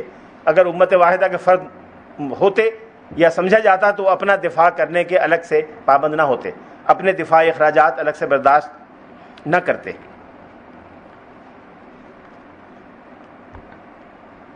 اس کے بعد آگے چل کر ایک ایک کر کے یہودی قبائل اس میں شامل ہوتے گئے، جن میں سے اکثر کی نشاندہی اس میں کی گئی ہے۔ 7 قبائل کا تذکرہ کیا گیا ہے، اور ان قبائل کو وہ تمام مراعات دی گئیں جو ابتدا میں مسلمانوں کو دی گئی تھیں۔ ایک چیز اس میں بڑی بنیادی اہمیت رکھنے والی ہے، اور وہ ایک دفعہ ہے جو تقریباً ہر قبیلے کے حوالے سے دہرائی گئی ہے، 8-10 مرتبہ اس کو دہرایا گیا ہے۔ وہ ہے المہاجرون من قریش علی ربعتہم یتعاقلون بینہم معاقلہم الاولی۔ انصار کے بارے میں بھی یہی ہے کہ علی ربعتہم یتعاقلون بینہم معاقلہم الاولی، کہ وہ اپنے سابقہ طریقہ کار پر کاربند رہیں گے اور دیت کی ادائیگی آپس میں حسب سابق کرتے رہیں گے۔ گویا سوشل سیکیورٹی کی ذمہ داری ہر قبیلے کی اپنی ہوگی، اور جو پہلے سے ان کے یہاں نظام چلا آ رہا ہے اس نظام کی وہ بدستور پابندی کرتے رہیں گے۔ یہ بات مہاجرین کے بارے میں بھی فرمائی گئی، انصار کے بارے میں بھی فرمائی گئی، اور تمام یہودی قبائل کے بارے میں بھی اس بات کو دہرایا گیا۔ 8 قبائل انصاری اور 7 قبائل مدنی، ان سب کے بارے میں ان الفاظ کو ایک ایک کر کے دہرایا گیا۔ جو پہلا جز تھا جو گویا 25 دفعات پر مشتمل تھا، اس کی آخری دفعہ تھی وَإِنَّكُمْ مَهْمَا اخْتَلَفْتُمْ فِيهِ مِنْ شَيْءٍ فَإِنَّ مَرَدَّهُ إِلَى اللَّهِ عَزَّ وَجَلَّ وَإِلَى مُحَمَّدٍ صلی اللہ علیہ وسلم۔ اگر کسی معاملے میں تمہارے درمیان کوئی اختلاف ہو جائے تو اس کا آخری فیصلہ اللہ عز و جل اور محمد علیہ الصلوۃ والسلام کریں گے۔ گویا شریعت کی بالادستی اور اختلافی امور میں یعنی غیر منصوص امور میں فائنل اتھارٹی حضور علیہ الصلوۃ والسلام کی ذات مبارکہ کو تسلیم کر لیا گیا۔ اس میں تمام شہریوں کو مساوات کی یقین دہانی کرائی گئی۔ اس سے پہلے عرب کے ماحول میں مساوات نہیں ہوتی تھی، بعض قبائل کا حق زیادہ ہوتا تھا، بعض کا کم ہوتا تھا، یہاں تک کہ تھا کہ فلاں قبیلے کا آدمی مارا جائے گا تو آدھی دیت دی جائے گی، فلاں قبیلے کا مارا جائے گا تو پوری دیت دی جائے گی، فلاں قبیلے کا آدمی مارا جائے گا تو ڈبل دیت ادا کی جائے گی، فلاں قبیلے کا سردار مارا جائے گا تو قاتل قبیلے کے 4 سرداروں کو قتل کیا جائے گا۔ اس طرح کے نظام رائج تھے۔ اس میں پہلی مرتبہ سب کے درمیان مساوات قائم کی گئی، سواسیۃ لا فرق بین صغیر و کبیر و غنی و فقیر، یہ سب برابر ہوں گے، چھوٹے اور بڑے کے درمیان اور غنی اور فقیر کے درمیان کوئی فرق نہیں ہوگا۔ پھر مزید وضاحت کے لیے کہا گیا کہ تتکافأ دماؤہم ودیتہم واحدہ، ان سب کے خون ایک دوسرے کے برابر ہوں گے اور دیت سب کی ایک جیسی ہوگی۔ پھر فرمایا گیا ذمۃ اللہ واحدہ، اللہ تعالیٰ کی طرف سے جو گارنٹی ہے وہ سب کے لیے برابر ہے اور ایک جیسی ہے۔ ان المؤمنین یحمی کل منہم الآخر، سب اہل ایمان ایک دوسرے کی مدد کریں گے۔ اسی طرح سے پہلی مرتبہ قبائلی تعصبات سے اوپر ہو کر جنگ اور صلح کو ایک مرکزی حکومت کے اختیار میں دیا گیا۔ اس سے پہلے ہر قبیلہ بلکہ ہر فرد جنگ کے لیے آزاد تھا، جب چاہے جنگ کرے، جس کے خلاف چاہے ہتھیار اٹھا لے۔ اس میں یہ طے کیا گیا کہ سلم المؤمنین واحدہ، مسلمانوں کی مصالحت اور امن کا نظام ایک ہوگا۔ لا یسالم مؤمن دون مؤمن، کوئی ایک صاحب ایمان دوسرے صاحب ایمان کو چھوڑ کر کسی سے جنگ یا صلح کا معاملہ نہیں کرے گا۔ الا علی سواء وعدل بینہم، سوائے اس کے کہ برابری کے ساتھ سب کے لیے ایک جیسا نظام ہوگا اور عدل کے ساتھ سب کے لیے ایک جیسا نظام اختیار کیا جائے گا۔ بعض چیزیں اور ہیں جن میں سے ایک دو کا تذکرہ فقہیات سیرت کے حوالے سے انشاءاللہ گفتگو ہوگی تو میں کروں گا۔ یہودی جب اس میں شامل ہوئے غزوہ بدر کے بعد تو ان کے لیے بقیہ 24 دفعات کا اضافہ کیا گیا۔ اس میں پہلی دفعہ تھی وَإِنَّ يَهُودَ بَنِي عَوْفَ أُمَّةٌ مَعَ الْمُؤْمِنِينَ، بنی عوف کے یہودی مسلمانوں کے ساتھ ساتھ along with the Muslims ایک الگ امت ہوں گے۔ لِلْيَهُودِ دِينُهُمْ وَلِلْمُسْلِمِينَ دِينُهُمْ، یہودیوں کا اپنا دین ہوگا، مسلمانوں کا اپنا دین ہوگا۔ یہودی اپنے اخراجات جنگ کے خود برداشت کریں گے، مسلمان اپنے اخراجات برداشت کریں گے۔ یہ میثاق جو سن 2 ہجری میں مکمل ہوا، یہ انسانی تاریخ کا پہلا تحریری دستور ہے۔ حجاز کی تاریخ میں، عرب کی تاریخ میں بھی پہلی مرتبہ ایک ایسی دستاویز مرتب ہوئی۔ صحابہ کرام کے پاس اس کی نقلیں موجود تھیں، صحابہ کے خاندانوں میں اس کی حفاظت کی جاتی تھی۔ امام بیہقی نے ایک جگہ نقل کیا ہے کہ حضرت عمر فاروق کے خاندان میں نے ایک صاحب کے پاس اس کی نقل دیکھی ہے، تو امام بیہقی کا انتقال 458 میں ہوا تھا، تو 458 کے لگ بھگ اس کی نقلیں خاندانوں میں صحابہ کی برادریوں میں موجود تھیں۔ یہ ایک کثیر قبائلی یعنی ملٹی ٹرائبل اور کثیر مذہبی یعنی ملٹی ریلیجس حکومت تھی، ملٹی کلچرل حکومت تھی، جس میں بالادستی شریعت کو حاصل تھی۔ آخری حوالہ قانون سازی کا اللہ اور اس کے رسول کا فرمان تھا۔ حضور صلی اللہ علیہ وسلم کو بطور حاکم اعلیٰ اس میں تسلیم کیا گیا، اور تمام فریقوں کو داخلی خود مختاری بھی دی گئی، اور سابقہ نظاموں کی کوئی اچھی چیز اگر چلی آ رہی تھی تو اس کو برقرار رکھا گیا۔ اسلام کا ایک مزاج جو مدینہ منورہ کے دور میں بہت نمایاں ہوا، یہ وہ ہے جس کی طرف ایک حدیث میں اشارہ فرمایا گیا۔ حضور نے فرمایا، مسند امام احمد کی روایت ہے کہ یعمل فی الاسلام بفضائل الجاہلیہ، کہ اسلام میں جاہلیت کے زمانے کے تمام فضائل اعمال پر، اچھی باتوں پر عمل کیا جائے گا۔ جاہلیت کے زمانے میں جو بھی اچھی باتیں رائج تھیں ان سب پر اسلام کے دور میں بھی عمل کیا جائے گا۔ اس لیے کسی بھی قوم، کسی بھی علاقے یا کسی بھی زمانے میں کوئی اچھی چیز اگر مروج ہے تو اس کو اسلامی نظام میں اختیار کر کے قبول کر لیا جائے گا، اور اس کو اس بنیاد پر مسترد نہیں کیا جائے گا کہ وہ کسی غیر اسلامی پس منظر سے آئی ہے۔ ایک مرتبہ مدینہ منورہ کے اندر نظم و ضبط قائم کرنے کے بعد، مختلف قبائل میں الگ الگ نقباء کے تقرر کے بعد، اس دستاویز یا دستور کی تیاری کے بعد رسول اللہ صلی اللہ علیہ وسلم نے آس پاس کے قبائل پر توجہ دی، اور پہلی مرتبہ جو دستہ بھیجا حضرت حمزہ ابن عبد المطلب اپنے چچا جان کی سربراہی میں، وہ مدینہ منورہ کے جنوب میں بنو زمرہ قبیلہ تھا، جس کا میں پہلے بھی تذکرہ کر چکا ہوں۔ بنو زمرہ کے قبیلے میں بھیجا، اور وہاں ان گفتگوؤں کے نتیجے میں، مہمات کے نتیجے میں ایک معاہدہ ترتیب دیا گیا جو آج موجود ہے اور عہد نبوی کے وثائق کے مجموعے میں دستیاب ہے۔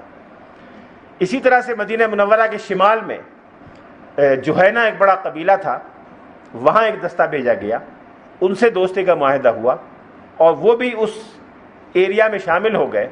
آپ کہہ سکتے ہیں کہ ایک تو مدینہ منورہ کی کور ریاست تھی جو اس معاہدے کے شرکا تھے، فریق تھے۔ پھر مدینہ منورہ کے وہ آطام یا بستیاں تھیں جو معاہدے میں تو شریک نہیں تھے، لیکن عملاً انہوں نے اسلام کی اور حضور صلی اللہ علیہ وسلم کی بالادستی کو تسلیم کر لیا تھا۔ اس کے بعد ایک دوسرا ایریا آپ کہہ سکتے ہیں کہ اسفیئر آف انفلوئنس حضور نے بنایا، ایک حلقہ اثر قائم کیا مدینے کے چاروں طرف، جس میں مدینے کے چاروں طرف بسنے والے قبائل کی دشمنی کو ختم کرنا اور ان کو اسلام کے حق میں مائل کرنا اور مسلمانوں سے دوستی کے لیے آمادہ کرنا مقصود تھا۔ چنانچہ سب سے پہلے جنوب میں جو مکہ مکرمہ کے راستے پر تھے، بنو زمرہ سے معاملہ کیا گیا، پھر اسی طرح کا معاہدہ بنو جوہینہ سے جو مکے کے مدینہ منورہ کے شمال میں تھے ان سے کیا گیا، پھر مزینہ کا قبیلہ تھا جو بہت بڑا قبیلہ تھا جو مدینہ منورہ کے مغرب میں تھا، ان سے معاہدہ کیا گیا۔ یہ معاہدے ہجرت کے بہت ابتدائی مہینوں میں ہوئے اور بہت کامیابی کے ساتھ ہوئے۔ اس سے مدینہ کے دفاع کو منظم کرنے میں اور مسلمانوں کو ایک امن و سکون فراہم کرنے میں بڑی مدد ملی۔ اس کے فوراً بعد رسول اللہ صلی اللہ علیہ وسلم نے دوسرے انتظامات پر توجہ دی۔ ہم کہہ سکتے ہیں آج کل کی اصطلاح میں کہ ایک صیغہ خاص تھا، ایک توقیعات و فرامین یا دستاویزات کا شعبہ تھا، شعبہ دستاویزات و فرامین، ایک شعبہ احتساب تھا، شعبہ داخلہ، شعبہ خارجہ، شعبہ مالیات، شعبہ عساکر یعنی فوجی، شعبہ عدالت، شعبہ تعلیم، یہ سارے شعبے ایک ایک کر کے قائم کیے گئے۔ ان میں سے شعبہ تعلیم، معیشت، مذہبی امور، اس پر اگلے ہفتے انشاءاللہ گفتگو ہوگی۔ آج جو دو تین اہم شعبے ہیں اس کی طرف مختصر اشارہ کرنا مقصود ہے۔ سب سے پہلا جو ابتدائی رسول اللہ صلی اللہ علیہ وسلم کو ریاست کے حوالے سے کرنا پڑا وہ امور خارجہ کی تنظیم تھی۔ یہ جو معاہدہ ہے یہ بھی ایک طرح سے مختلف قبائل کو ایک پلیٹ فارم پر جمع کرنے کی بات تھی، اس میں بھی خارجہ معاملات کا ایک عنصر موجود تھا۔ پھر جوہینہ، مزینہ اور بنی زمرہ سے جو تعلقات یا معاہدے کیے گئے وہ بھی امور خارجہ کی پہلی کڑی یا پہلا قدم تھا۔ اس سلسلے کو حضور صلی اللہ علیہ وسلم نے جاری فرمایا. اس میں 3 مقاصد حضور کے پیش نظر رہے. یہ وہ مقاصد ہے جن کی کہیں صراحت ملتی ہے اور کہیں ان معاہدات کے الفاظ سے اس کا اندازہ ہو جاتا ہے. سب سے بنیادی ہدف یہ تھا کہ دعوت اسلامی کو فروغ دیا جائے اور دعوت اسلامی کے راستے میں اگر کوئی رکاوٹیں ہیں تو ان کو دور کیا جائے. چنانچہ مختلف قبائل سے کیے گئے معاہدے میں اس کی طرف اشارے موجود ہیں کہ وہ مسلمانوں کے داعیان کا راستہ نہیں روکیں گے. مسلمان داعی اگر کہیں جا رہے ہوں گے تو ان کو مہمان نوازی فراہم کریں گے, ان کو تحفظ دیں گے, ان کو اپنے یہاں ٹھہرائیں گے. اس کے عوض میں مسلمان ان کے ساتھ یہ اور یہ کریں گے. دوسرا مقصد حضور علیہ السلام کا تھا کہ ایک ایسا ماحول فراہم کر دیا جائے جزیرہ عرب کے معاشرے میں امن و امان قائم ہو, عدل و انصاف کا فروغ ہو اور تمام قبائل کو اس طرح سے ایک لڑی میں پرویا جائے کہ وہ ان مشترکہ مقاصد کی خاطر عرب کی تاریخ میں پہلی مرتبہ ایک دوسرے سے تعاون کریں. پھر آخری مقصد یہ تھا کہ اسلامی ریاست اور امت مسلمہ کا ایک رعب اور دبدبہ عرب میں قائم ہو کہ کوئی دوسری قوت ان کی طرف میلی نظروں سے نہ دیکھ سکے. ریاست مدینہ کی خارجہ پالیسی کے یہی 3 بنیادی اہداف تھے جن کے پیش نظر معاہدات کیے گئے. تبلیغ اسلام کے کام کو آسان بنایا گیا, اندرونی استحکام کو یقینی بنایا گیا, انسانی جان کے تحفظ کا بندوبست کیا گیا, دشمنوں پر معاشی دباؤ برقرار رکھنے کے سامان کیے گئے, دشمن کے دوستوں سے دوستی کی کوشش کی گئی, دشمن کے دشمنوں سے دوستی مزید بہتر بنائی گئی, دشمن کے اطراف یعنی خیبر کے یہودیوں کے اطراف میں بھی اور قریش مکہ کے اطراف میں بھی بسنے والے قبائل سے دوستانہ معاہدے کیے گئے. دشمن قبیلوں کے درمیان اگر کوئی اتحاد تھا تو اس اتحاد کو کمزور کرنے کی کوشش کی گئی. معزز دشمنوں کا اکرام کر کے ان کے دل جیتنے کا بندوبست کیا گیا. تالیف قلب ریاست کا شعبہ خارجہ کا سیاست خارجہ کا ایک اہم حصہ تھا. تالیف قلب کی خاطر بہت سے اقدامات کیے گئے. مثال کے طور پر ایک مرتبہ مکہ مکرمہ میں قحط کا سامنا کرنا پڑا تو حضور نے بہت بڑی تعداد میں مدینہ منورہ سے کھجوریں اور جو کی کمیت بھیجی اور کہا کہ ہماری طرف سے مکے کے غریبوں میں تقسیم کر دیا جائے. اس طرح کے اقدامات وقتاً فوقتاً مختلف قبائل کے بارے میں حضور کرتے رہتے تھے. یہ جو صیغہ امور خارجہ تھا اس میں بنیادی ذمہ داری سیدنا عمر فاروق کی تھی, اس لیے کہ ان کا قبیلہ مکہ مکرمہ میں شہری ریاست مکہ میں امور خارجہ کا اور سفارت کا ذمہ دار تھا.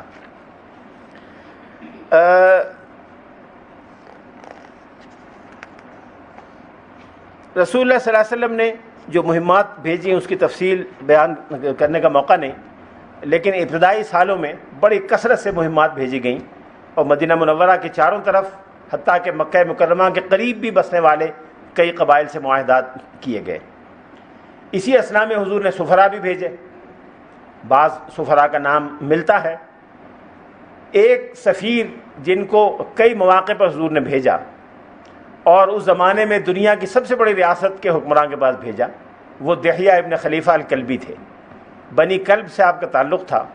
یہ ایک بہت بڑا بااثر قبیلہ تھا جو وسطی عرب میں, مجھے صحیح جغرافیہ نہیں معلوم لیکن میرا تاثر اور اندازہ یہ ہے کہ موجودہ ریاض اور نجد کے کسی مغربی علاقے میں, شمال مغربی علاقے میں یہ قبیلہ بستا تھا. اور اس قبیلے کی بہت سی داستانیں عرب جاہلیہ میں مشہور ہیں. لمبی لمبی طویل جنگیں اس قبیلے نے مختلف لوگوں سے کیں اور اس قبیلے کے سرداروں کا رعب داب پورے عرب میں مشہور و معروف تھا, جس کا تذکرہ عرب شاعری میں ملتا ہے. اس قبیلے سے ان کا تعلق تھا اور چونکہ یہ قبیلہ ایک ایسے علاقے میں آباد تھا جس کے قرب و جوار میں وہ ریاستیں قائم تھیں جو قیصر روم کی باج گزار تھیں, اس لیے اس قبیلے کی حیثیت ایک طرح سے بفر زون کی بھی تھی. تو ہو سکتا ہے کہ اس قبیلے کے تعلقات قیصر روم کے فرمانروا سے اور قیصر روم کے درباریوں سے رہے ہوں, اس لیے جناب دحیہ ابن خلیفہ الکلبی کو حضور نے بھیجا.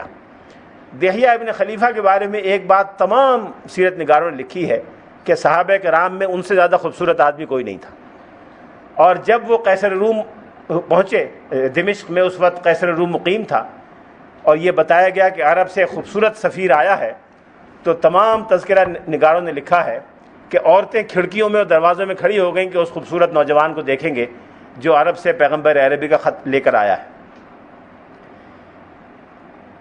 بقیہ سفراء میں حضرت عمرو بن امیہ الضمری کا ذکر پہلے ہو چکا ہے، جو نجاشی کے دربار میں گئے تھے۔ حضرت عمرو بن العاص جیسے اسلام قبول کر کے مدینہ منورہ آئے، ان کو سفیر بنا کر بھیجا گیا، اور مختلف حکمرانوں کے پاس جب حضور کا سفیر جایا کرتا تھا تو رسول اللہ صلی اللہ علیہ وسلم کا طریقہ تھا کہ کوئی ہدیہ یا تحفہ بھی دے کر آپ بھیجا کرتے تھے۔ باہر سے کوئی سفیر آتا تھا اس کو بھی ہدیہ دیا کرتے تھے۔ حضور کی طرف سے سفراء کو ہدیہ دیا جانا اتنا طے شدہ طریقہ کار تھا کہ جب حضور بستر مرگ پر تھے، دنیا سے تشریف لے جا رہے تھے، تو آپ نے فرمایا کہ اجیز الوفود کما کنت اجیزہم، کہ جیسے میں مختلف وفود کو انعامات دیا کرتا تھا، تم بھی انعامات دیتے رہنا، اور ہر آنے والے سفیر کو کوئی نہ کوئی انعام دے کے بھیجا کرنا۔ سفراء نبوی میں حضرت دحیہ ابن خلیفہ کی خوبصورتی کا تو ذکر ہو گیا، لیکن یہ بات بہت سے لوگوں کے علم میں ہے، کچھ لوگوں کے شاید علم میں نہ ہو، کہ کبھی کبھی جب جبریل امین حضور کے پاس کسی انسانی شکل میں آیا کرتے تھے تو دحیہ ابن خلیفہ کی شکل میں آیا کرتے تھے، اور کئی مرتبہ ہوا کہ صحابہ نے آ کے بیان کیا کہ ہم نے دحیہ کو گزرتے ہوئے دیکھا ہے، حالانکہ وہ تو باہر گئے ہوئے ہیں۔ تو حضور کے بتانے سے لوگوں کو پتہ چلا کہ یہ جبریل امین تھے جو دحیہ ابن خلیفہ کلبی کی شکل میں کئی مرتبہ حضور کے پاس آئے۔ رسول اللہ صلی اللہ علیہ وسلم کے صیغہ خارجہ میں ایک آپ شعبہ مراسلات یا وثائق بھی کہہ سکتے ہیں۔ شعبہ مراسلات اور وثائق میں نمایاں ترین کارکن حضرت زید بن ثابت تھے، جن کو حضور نے سریانی زبان سیکھنے کی ہدایت کی تھی، اور عبرانی بھی انہوں نے سیکھ لی تھی۔ سریانی زبان یہودیوں میں مروج تھی جو مدینہ منورہ میں رہتے تھے، اور خیبر کے یہودیوں میں بھی سریانی زبان مروج تھی۔ غالباً ان کی علمی زبان سریانی ہوگی، وہاں سے جو تحریر آتی تھی وہ سریانی میں آتی تھی، اور حضور کا جواب جو جاتا تھا وہ عربی زبان میں جاتا تھا۔ جب ان کا خط آتا تھا اس کو پڑھنے کے لیے حضور کسی یہودی کو بلاتے تھے، تو آپ نے حضرت زید بن ثابت سے کہا کہ مجھے یہودیوں پر بھروسہ نہیں ہے، ممکن ہے غلط ترجمہ کر کے بتائیں۔ تو آپ سے کہا کہ تم جا کے سریانی سیکھ لو۔ انہوں نے یہودیوں کا مدراس ایک ہوا کرتا تھا، وہاں مدرسے کو مدراس وہ کہتے تھے، مدراس میں گئے اور 17 دن میں سریانی زبان سیکھ کے آ گئے۔ سریانی زبان انہوں نے سیکھ لی۔ سریانی کے علاوہ بھی وہ کئی زبانیں جانتے تھے، اور ان زبانوں میں رسول اللہ صلی اللہ علیہ وسلم کی مدد کیا کرتے تھے، اور دستاویزات کا ریکارڈ بھی رکھا کرتے تھے۔ یہ بات کہ حضرت زید بن ثابت نے 17 دن میں سریانی زبان سیکھ لی تھی، یہ بہت سے حضرات نے، سیرت نگاروں نے بیان کیا ہے۔ معاہدات میں جب کوئی اہم معاہدہ لکھا جاتا تھا تو عموماً سیدنا علی بن ابی طالب تحریر فرمایا کرتے تھے۔ کئی معاہدے سیدنا علی بن ابی طالب کے لکھے ہوئے ہیں، چنانچہ صلح حدیبیہ کا معاہدہ بھی سیدنا علی بن ابی طالب کا لکھا ہوا تھا۔ شعبہ مہمانداری بھی تھا۔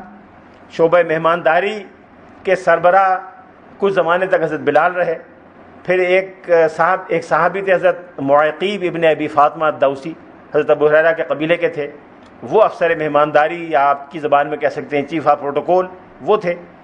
ایک بڑا مکان تھا جو دار الکبریٰ کہلاتا تھا۔ یہ مکان حضرت عبد الرحمن بن عوف نے بنایا تھا اپنی تجارت جب ان کی چل پڑی مدینے میں، تو حضور کے کہنے پر انہوں نے یہ مکان خالی کر دیا تھا، اور باہر سے آنے والے وفود کو اکثر و بیشتر اس مکان میں ٹھہرایا جاتا تھا۔ یہ بہت بڑا مکان تھا۔ جب یہ تعمیر ہو رہا تھا اس وقت بھی حضور کئی مرتبہ اس کو دیکھنے کے لیے تشریف لے گئے۔ اس مکان میں کھجوروں کے بھی کئی درخت تھے، اور حضور کے مہمان اس مکان میں ٹھہرائے جاتے تھے، اور باہر سے آنے والے وفود یہاں ٹھہرتے تھے۔ ایک اور مکان تھا جو ایک خاتون کا تھا، اس خاتون میں جن کا نام تھا رملہ بنت حارث، انہوں نے ایک بہت بڑا مکان بنایا تھا جس کے ساتھ ایک باغ بھی تھا، اور باہر سے آنے والا کوئی وفد یا کسی قبیلے کا سفیر ہوتا تھا تو اس مکان میں بھی ٹھہرایا جاتا تھا۔ جب بنو حنیفہ کا وفد آیا جس میں 80 آدمی تھے، تو اس خاتون نے اپنے اس مکان میں ان کو ٹھہرایا۔ کھانا 2 وقت کا انہی کے یہاں سے آتا تھا۔ کھانے کی تفصیل بھی لکھی ہے کہ ایک وقت دودھ اور روٹی آتا تھا، ایک وقت گوشت اور گھی بھیجا جاتا تھا، اور حضرت مغیرہ ابن شعبہ ان کے ذمہ دار تھے۔ مغیرہ ابن شعبہ کی ذمہ داری تھی کہ ان کے خیر و عافیت کا لحاظ کریں۔ اس وقت چیف آف پروٹوکول یعنی سن 9 ہجری میں خالد ابن سعید ابن العاص تھے جو ان سارے معاملات کے ذمہ دار تھے۔ ایک مرتبہ بنی مزینہ کا وفد 400 آدمی پر مشتمل آیا اس معاہدے کی تجدید کرنے کے لیے اور اثر نو اسلام میں داخل ہونے کے لیے۔ حضور علیہ السلام نے حضرت عمر فاروق سے، جن کا میں کہہ چکا کہ امور خارجہ کے وزیر خارجہ تھے، 400 آدمی ہوں گے تو چھوٹے آدمی سے نہیں کہا جائے گا، 2-4 آدمیوں کے بندوبست کے لیے نچلے کارندے سے کہا جائے گا، زیادہ آدمیوں کے لیے اس سے بڑے کارندے سے، اور 400 آدمیوں کا انتظام کرنے کے لیے وزیر خارجہ ہی سے کہا جا سکتا تھا۔ تو سیدنا عمر فاروق سے کہا کہ زودہم، ان کو جانے سے پہلے بڑی کثرت سے زاد راہ ان کے حوالے کر دینا۔ حضرت عمر نے پوچھا کہ زاد راہ میں کہاں سے حوالے کروں؟ آپ نے فرمایا یہ کہیں سے دے دو۔ حضرت عمر نے، یہ بحقی میں روایت ہے تفصیلی، حضرت عمر نے جائزہ لیا، ہر جگہ جا کے معلوم کیا، اتنا کہیں موجود نہیں تھا کوئی ساز و سامان کہ 400 آدمیوں کو چلتے ہوئے زاد راہ دیا جا سکے۔ تو حضور سے آگے شکایت کی کہ نہیں ملتا، کوئی چیز ایسی موجود نہیں ہے۔ تو آپ نے فرمایا وہیں جس گھر میں ٹھہرایا ہے رملہ بنت حارث کے مکان میں، اس میں ایک 2 چھتی ہے، وہاں بہت عمدہ کھجوریں رکھی ہیں، وہاں سے جا کے ان کو کھجوریں دے دو۔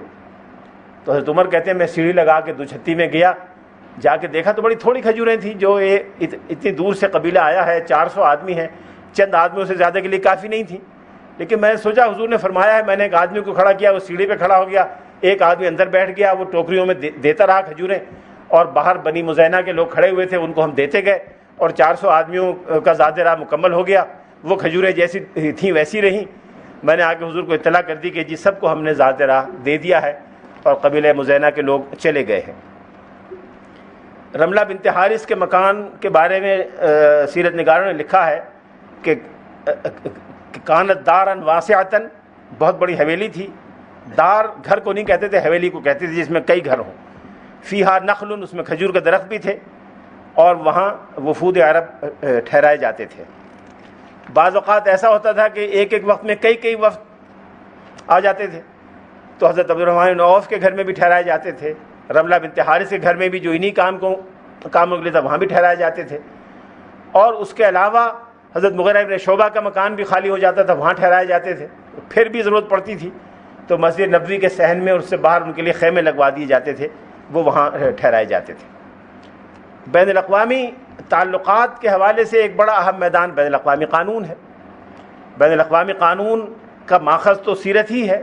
سیرت اور بین الاقوامی قانون کا تو اتنا گہرا ربط ہے جس کی طرف کئی بار اشارے کیے جا چکے ہیں۔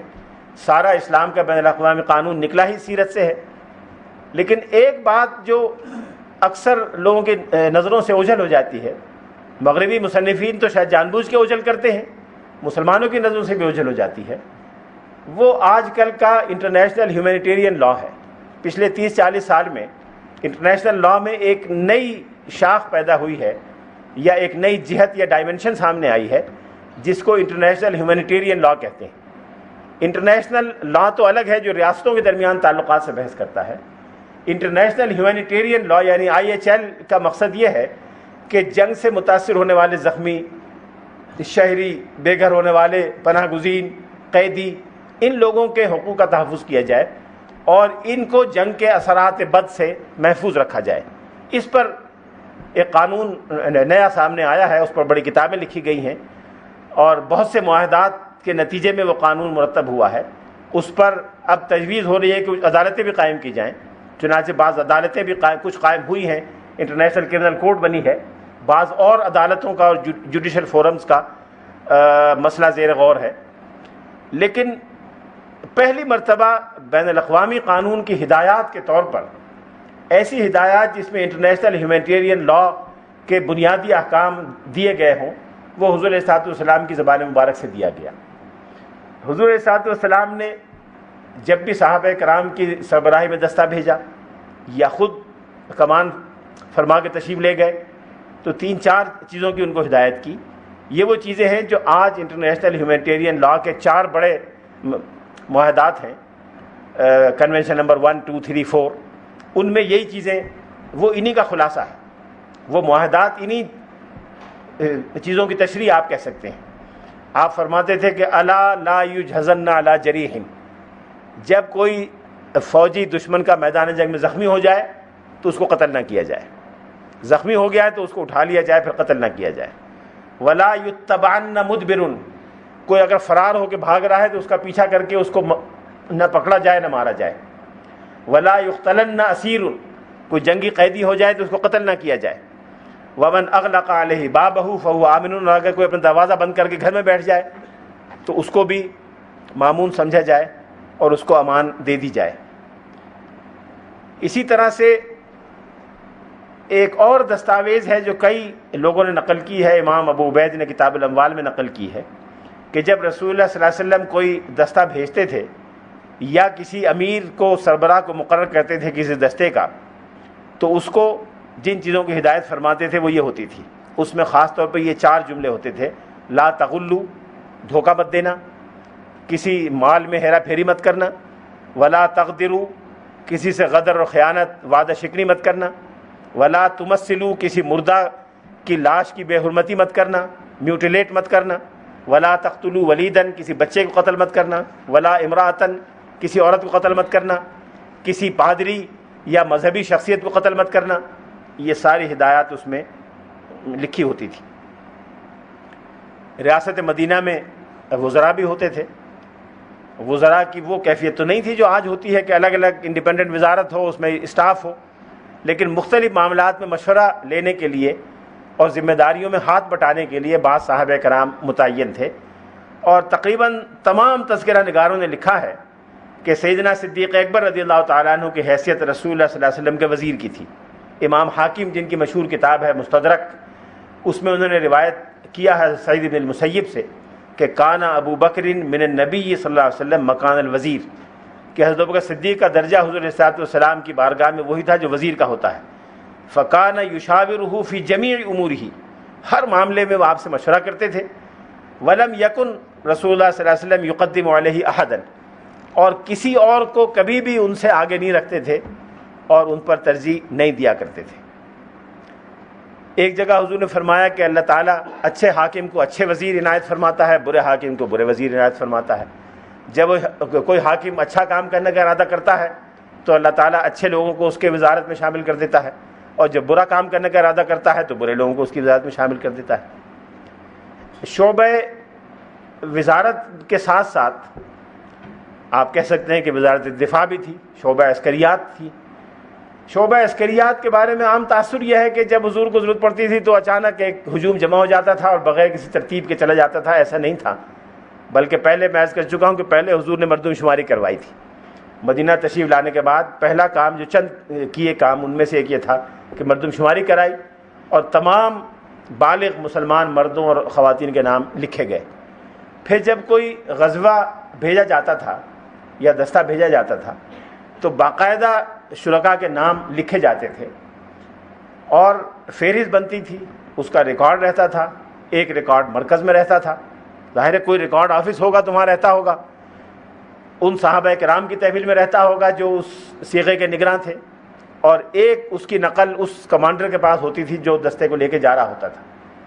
رسول اللہ صلی اللہ علیہ وسلم تبوک میں تشریف لے گئے تو 30,000 صحابہ کرام ساتھ تھے، فتح مکہ کے موقع پہ تشریف لائے تو 10,000 صحابہ کرام ساتھ تھے، حنین اور طائف میں تشریف لے گئے تو 12,000 ساتھ تھے۔ اب یہ نہیں ہو سکتا کہ 12,000 10,000 30,000 کا ہجوم بغیر کسی ترتیب کے ساتھ ہو، اس کی ترتیب ہوتی تھی، ہر دستے کا کمانڈر الگ ہوتا تھا، ہر دستے کا پرچم الگ ہوتا تھا، ہر دستے کا ایک پاس ورڈ الگ ہوا کرتا تھا، اس کی فہرست مرتب ہوتی تھی جو کمانڈر کے پاس بھی ہوتی تھی، مرکز میں بھی ہوتی تھی، اور کئی اور مقامات پر ان نقلوں کو محفوظ رکھا جاتا تھا۔ حدیث کی سیرت کی کتابوں میں کئی مثالیں اس بات کی موجود ہیں کہ لوگوں نے آ کے کہا کہ میرا نام فلاں فلاں غزوے میں لکھا جا چکا ہے، اکتتبت فی غزوۃ کذا و کذا۔ ایک نوجوان نے آ کے کہا کہ یا رسول اللہ میری نئی نئی شادی ہوئی ہے، میری بیوی کہتی ہے کہ مجھے حج کروا کے لاؤ، اور میں فلاں غزوے میں لکھا جا چکا ہوں، مجھے کیا کرنا چاہیے؟ آپ نے فرمایا غزوے سے چلے جاؤ، بیوی کو حج کرواؤ۔ ان کا شاید جی نہیں چاہا، وہ کوئی اور چادر وادر اوڑھ کے اور طرف سے آ کے کہا کہ یا رسول اللہ میری بیوی کہتی ہے غزوے میں لے جاؤ، میرا نام حج میں لے جاؤ، میرا نام غزوے میں لکھا جا چکا ہے۔ آپ نے فرمایا بیوی کو حج کے لیے لے جاؤ۔ تیسری مرتبہ جب آئے تو حضور نے ان کے کندھے پر ایسے ہاتھ سے کہا کہ پہلے بیوی کو حج کرواؤ، بعد میں غزوہ کرنا۔ تو اس سے پتہ چلا اس طرح کی مثالوں سے کہ ہر غزوے میں جانے والے شرکاء کی ایک فہرست بنتی تھی، اور فہرست کے مطابق لوگ جاتے تھے اور اس کے مطابق ساری کارروائی ہوتی تھی۔ رسول اللہ صلی اللہ علیہ وسلم کے زمانے میں ہتھیار دو طرح کے استعمال ہوتے تھے. کچھ ہتھیار تو وہ تھے جو ہر فرد کے اپنے ہوتے تھے. قبائلی معاشرہ تھا، ہمارے یہاں بھی قبائلی علاقوں میں ہر فرد کا اسلحہ الگ ہوتا ہے، بندوقیں ہوتی ہیں، کیا کیا ہوتا ہے. کچھ اسلحہ وہ ہوتا تھا جو بڑا اسلحہ تھا، وہ اسٹیٹ کی ملکیت ہوتا تھا، اور بڑا اسلحہ اسٹیٹ ہی کی ملکیت ہونا چاہیے، وہ افراد کی ملکیت نہیں ہو سکتا.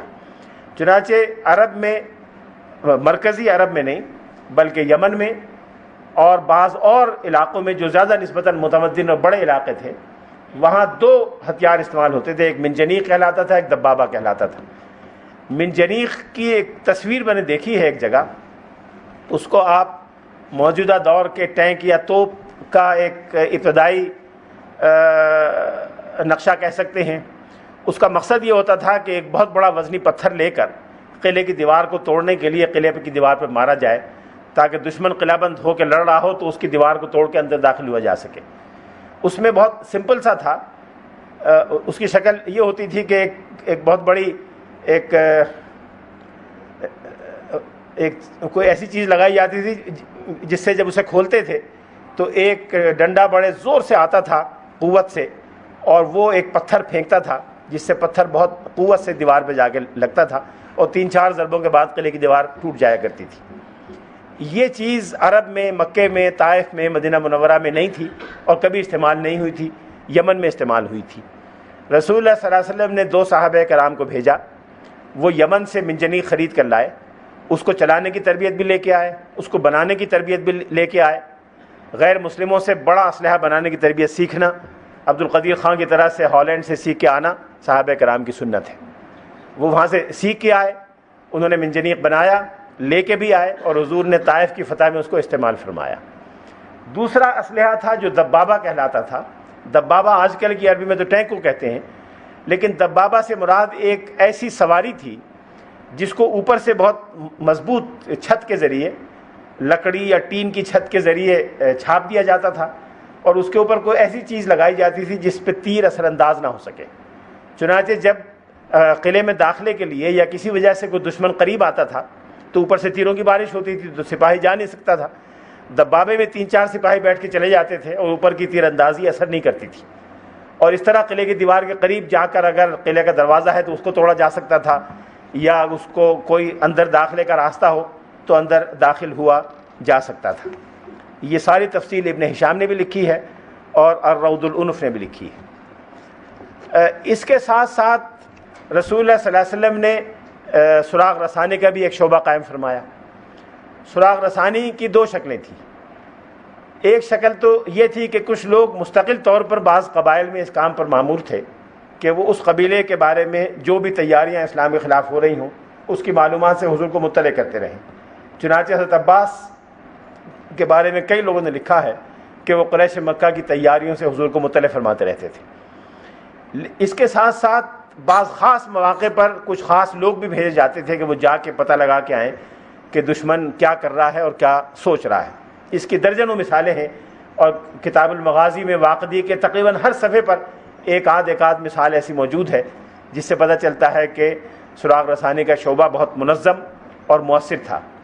اس پر ڈاکٹر حمید اللہ صاحب کا ایک مضمون بھی ہے، military intelligence during the lifetime of the prophet of Islam, جو پاکستان ہسٹوریکل سوسائٹی کے جنرل میں چھپا تھا بہت پہلے، آج سے کوئی 40 سال پہلے.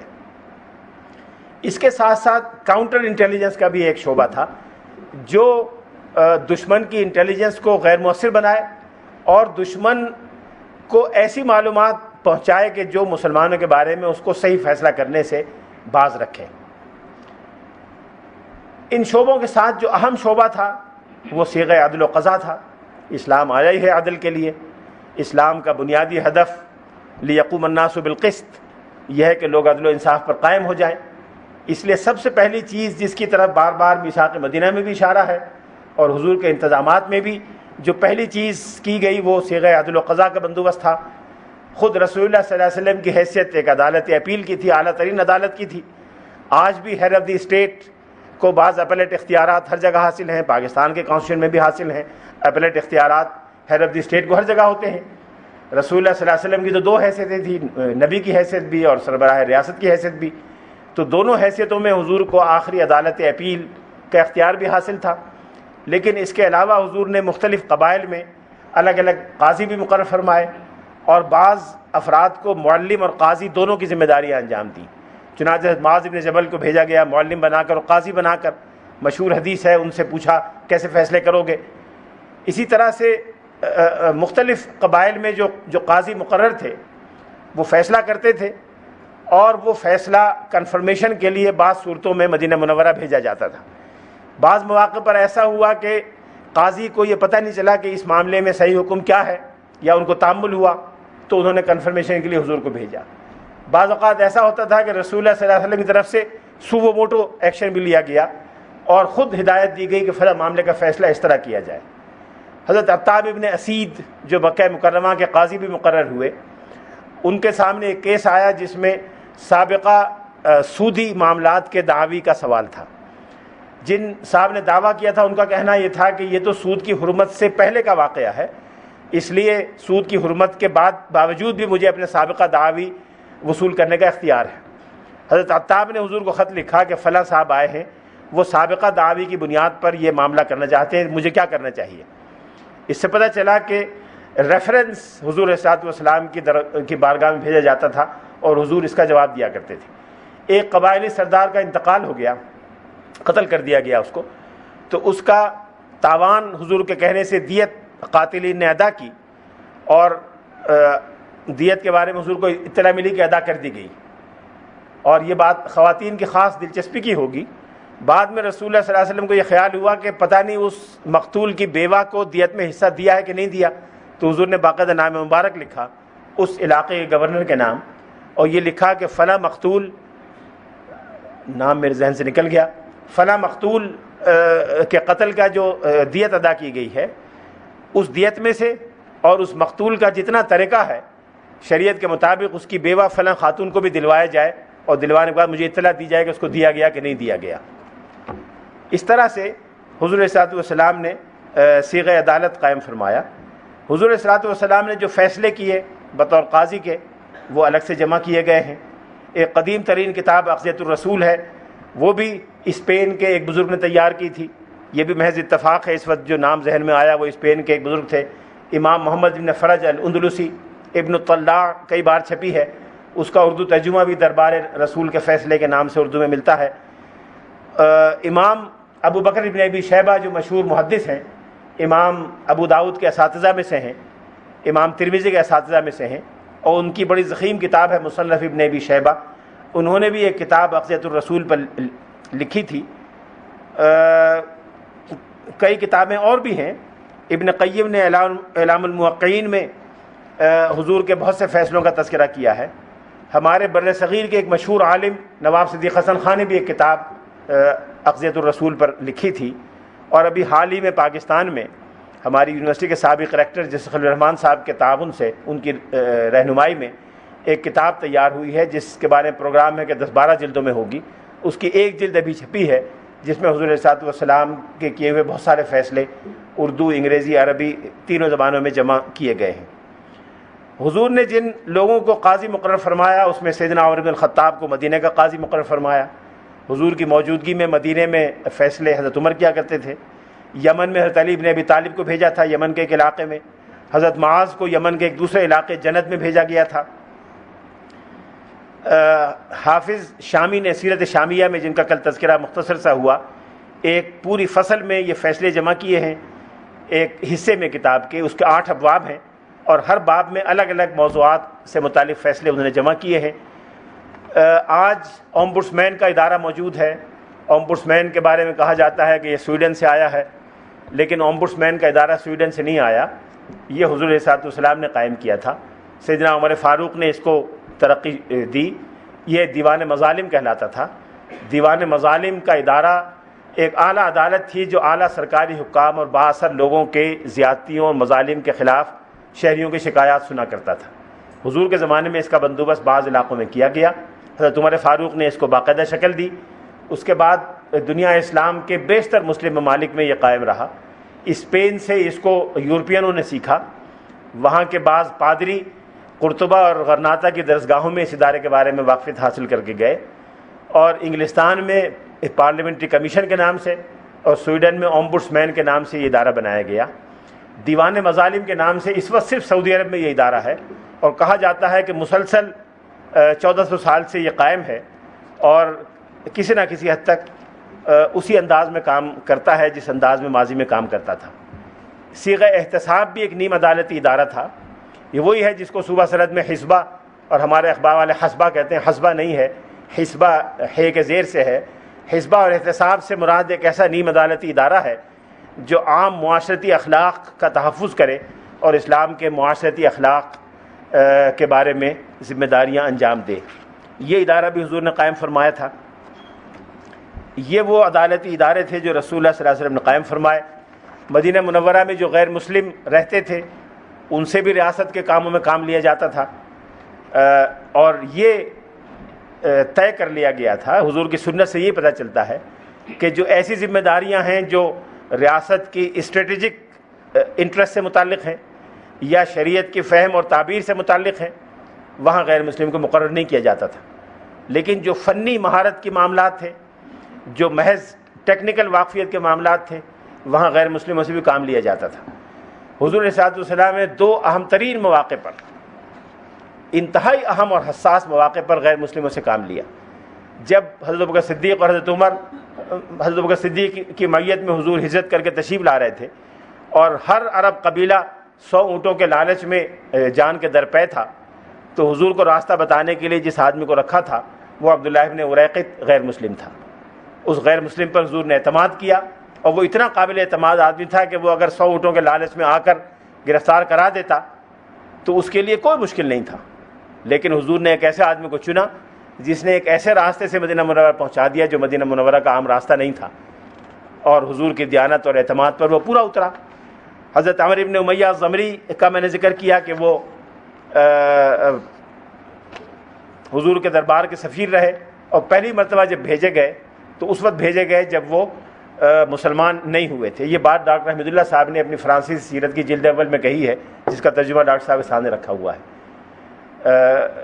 اسی طرح سے کئی اور حضرات سے غیر مسلموں سے کام لیا گیا۔ بعض اوقات ایسا ہوتا تھا کہ غیر مسلموں سے ایسی اطلاع مل جاتی تھی جو یا جس کے لیے وہ تیار نہیں ہوتے تھے، یا جس کا دینا ان کی نیت میں نہیں ہوتا تھا۔ رسول اللہ صلی اللہ علیہ وسلم بدر کے موقع پر تشریف فرما تھے، اور یہ طے ہو گیا تھا کہ قریش کے لشکر سے مقابلہ ہوگا۔ ابھی قریش کا لشکر سامنے نہیں آیا تھا، پتہ نہیں چلا تھا کتنے آدمی ہیں۔ تو حضور نے 2 صحابہ کرام کو، جن میں غالباً حضرت زبیر بھی شامل تھے، یہ کہا کہ ذرا پتہ چلاؤ کہ ان کا لشکر کہاں ہے اور اس میں کتنے سپاہی ہیں۔ ان کو کچھ پتہ نہیں چلا، آس پاس سے کوئی اندازہ نہیں ہوا۔ ایک لڑکا جو بکریاں چرا رہا تھا اس کو انہوں نے مشکوک سمجھا، اس کو پکڑ کے لے آئے۔ رسول اللہ صلی اللہ علیہ وسلم نماز ادا فرما رہے تھے، انہوں نے اس سے پوچھا، انہوں نے کہا مجھے نہیں معلوم، اس نے نہیں بتایا۔ اچھا، ان حضرات کا خیال یہ تھا کہ یہ تجارتی قافلے کے ساتھ ہے اور تجارتی قافلے کو چھپا رہا ہے تاکہ وہ بچ جائے۔ وہ کہتے تھے نہیں، میں تجارتی قافلے کو میں نے نہیں دیکھا، میں نے تو قریش کے ابو جہل کے لشکر کو دیکھا ہے۔ ان صحابہ نے اس پہ کچھ سختی کی تھوڑی سی۔ آخر میں اس نے کہا کہ ہاں میں نے تجارتی قافلے کو دیکھا ہے۔ جب حضور نماز سے فارغ ہوئے تو آپ نے فرمایا کہ جب وہ سچ بول رہا تھا تم اس کو مار رہے تھے، جب وہ جھوٹ بول رہا ہے تو تم نے اس کو چھوڑ دیا۔ یہ تجارتی قافلے کو نہیں دیکھا، یہ لشکر کو دیکھ کے آیا ہے۔ تو آپ نے اس سے پوچھا کہ تم قریش کے لشکر کو دیکھا ہے؟ کہ ہاں میں ان کو دودھ سپلائی کرنے گیا تھا، انہوں نے مجھ سے دودھ خریدا تھا۔ کتنے آدمی ہیں کہ یہ تو مجھے معلوم نہیں۔ تو صحابہ کرام میں پھر ہوا کہ جھوٹ بول رہا ہے۔ آپ نے فرمایا اچھا تم نے انہیں کھانا کھاتے دیکھا ہے؟ کہ ہاں دیکھا ہے۔ آپ نے فرمایا کتنے اونٹ روز ذبح ہوتے ہیں؟ نے کہا ایک دن میں نے دیکھا 90 اونٹ ذبح ہوئے تھے، ایک دن 100 ذبح ہوئے تھے۔ آپ نے فرمایا وہ 900 اور 1000 کے درمیان ہے، اور واقعی وہ 950 تھے، ایگزیکٹلی 900 اور 1000 کے درمیان تھے، 950 تھے۔ اس لیے کہ حضور نے اندازہ کیا کہ 90 اونٹ جب کٹتے ہیں تو کتنے آدمیوں کے لیے کافی ہوتے ہیں، اس سے حضور کا اندازہ تھا کہ یہ جو شعبہ حضور نے معلومات اور سراغ رسانی کا قائم فرمایا، اس میں 3 اس کے شعبے الگ الگ ہیں۔ قرآن پاک میں ایک جگہ آیا ہے لا تجسسوا۔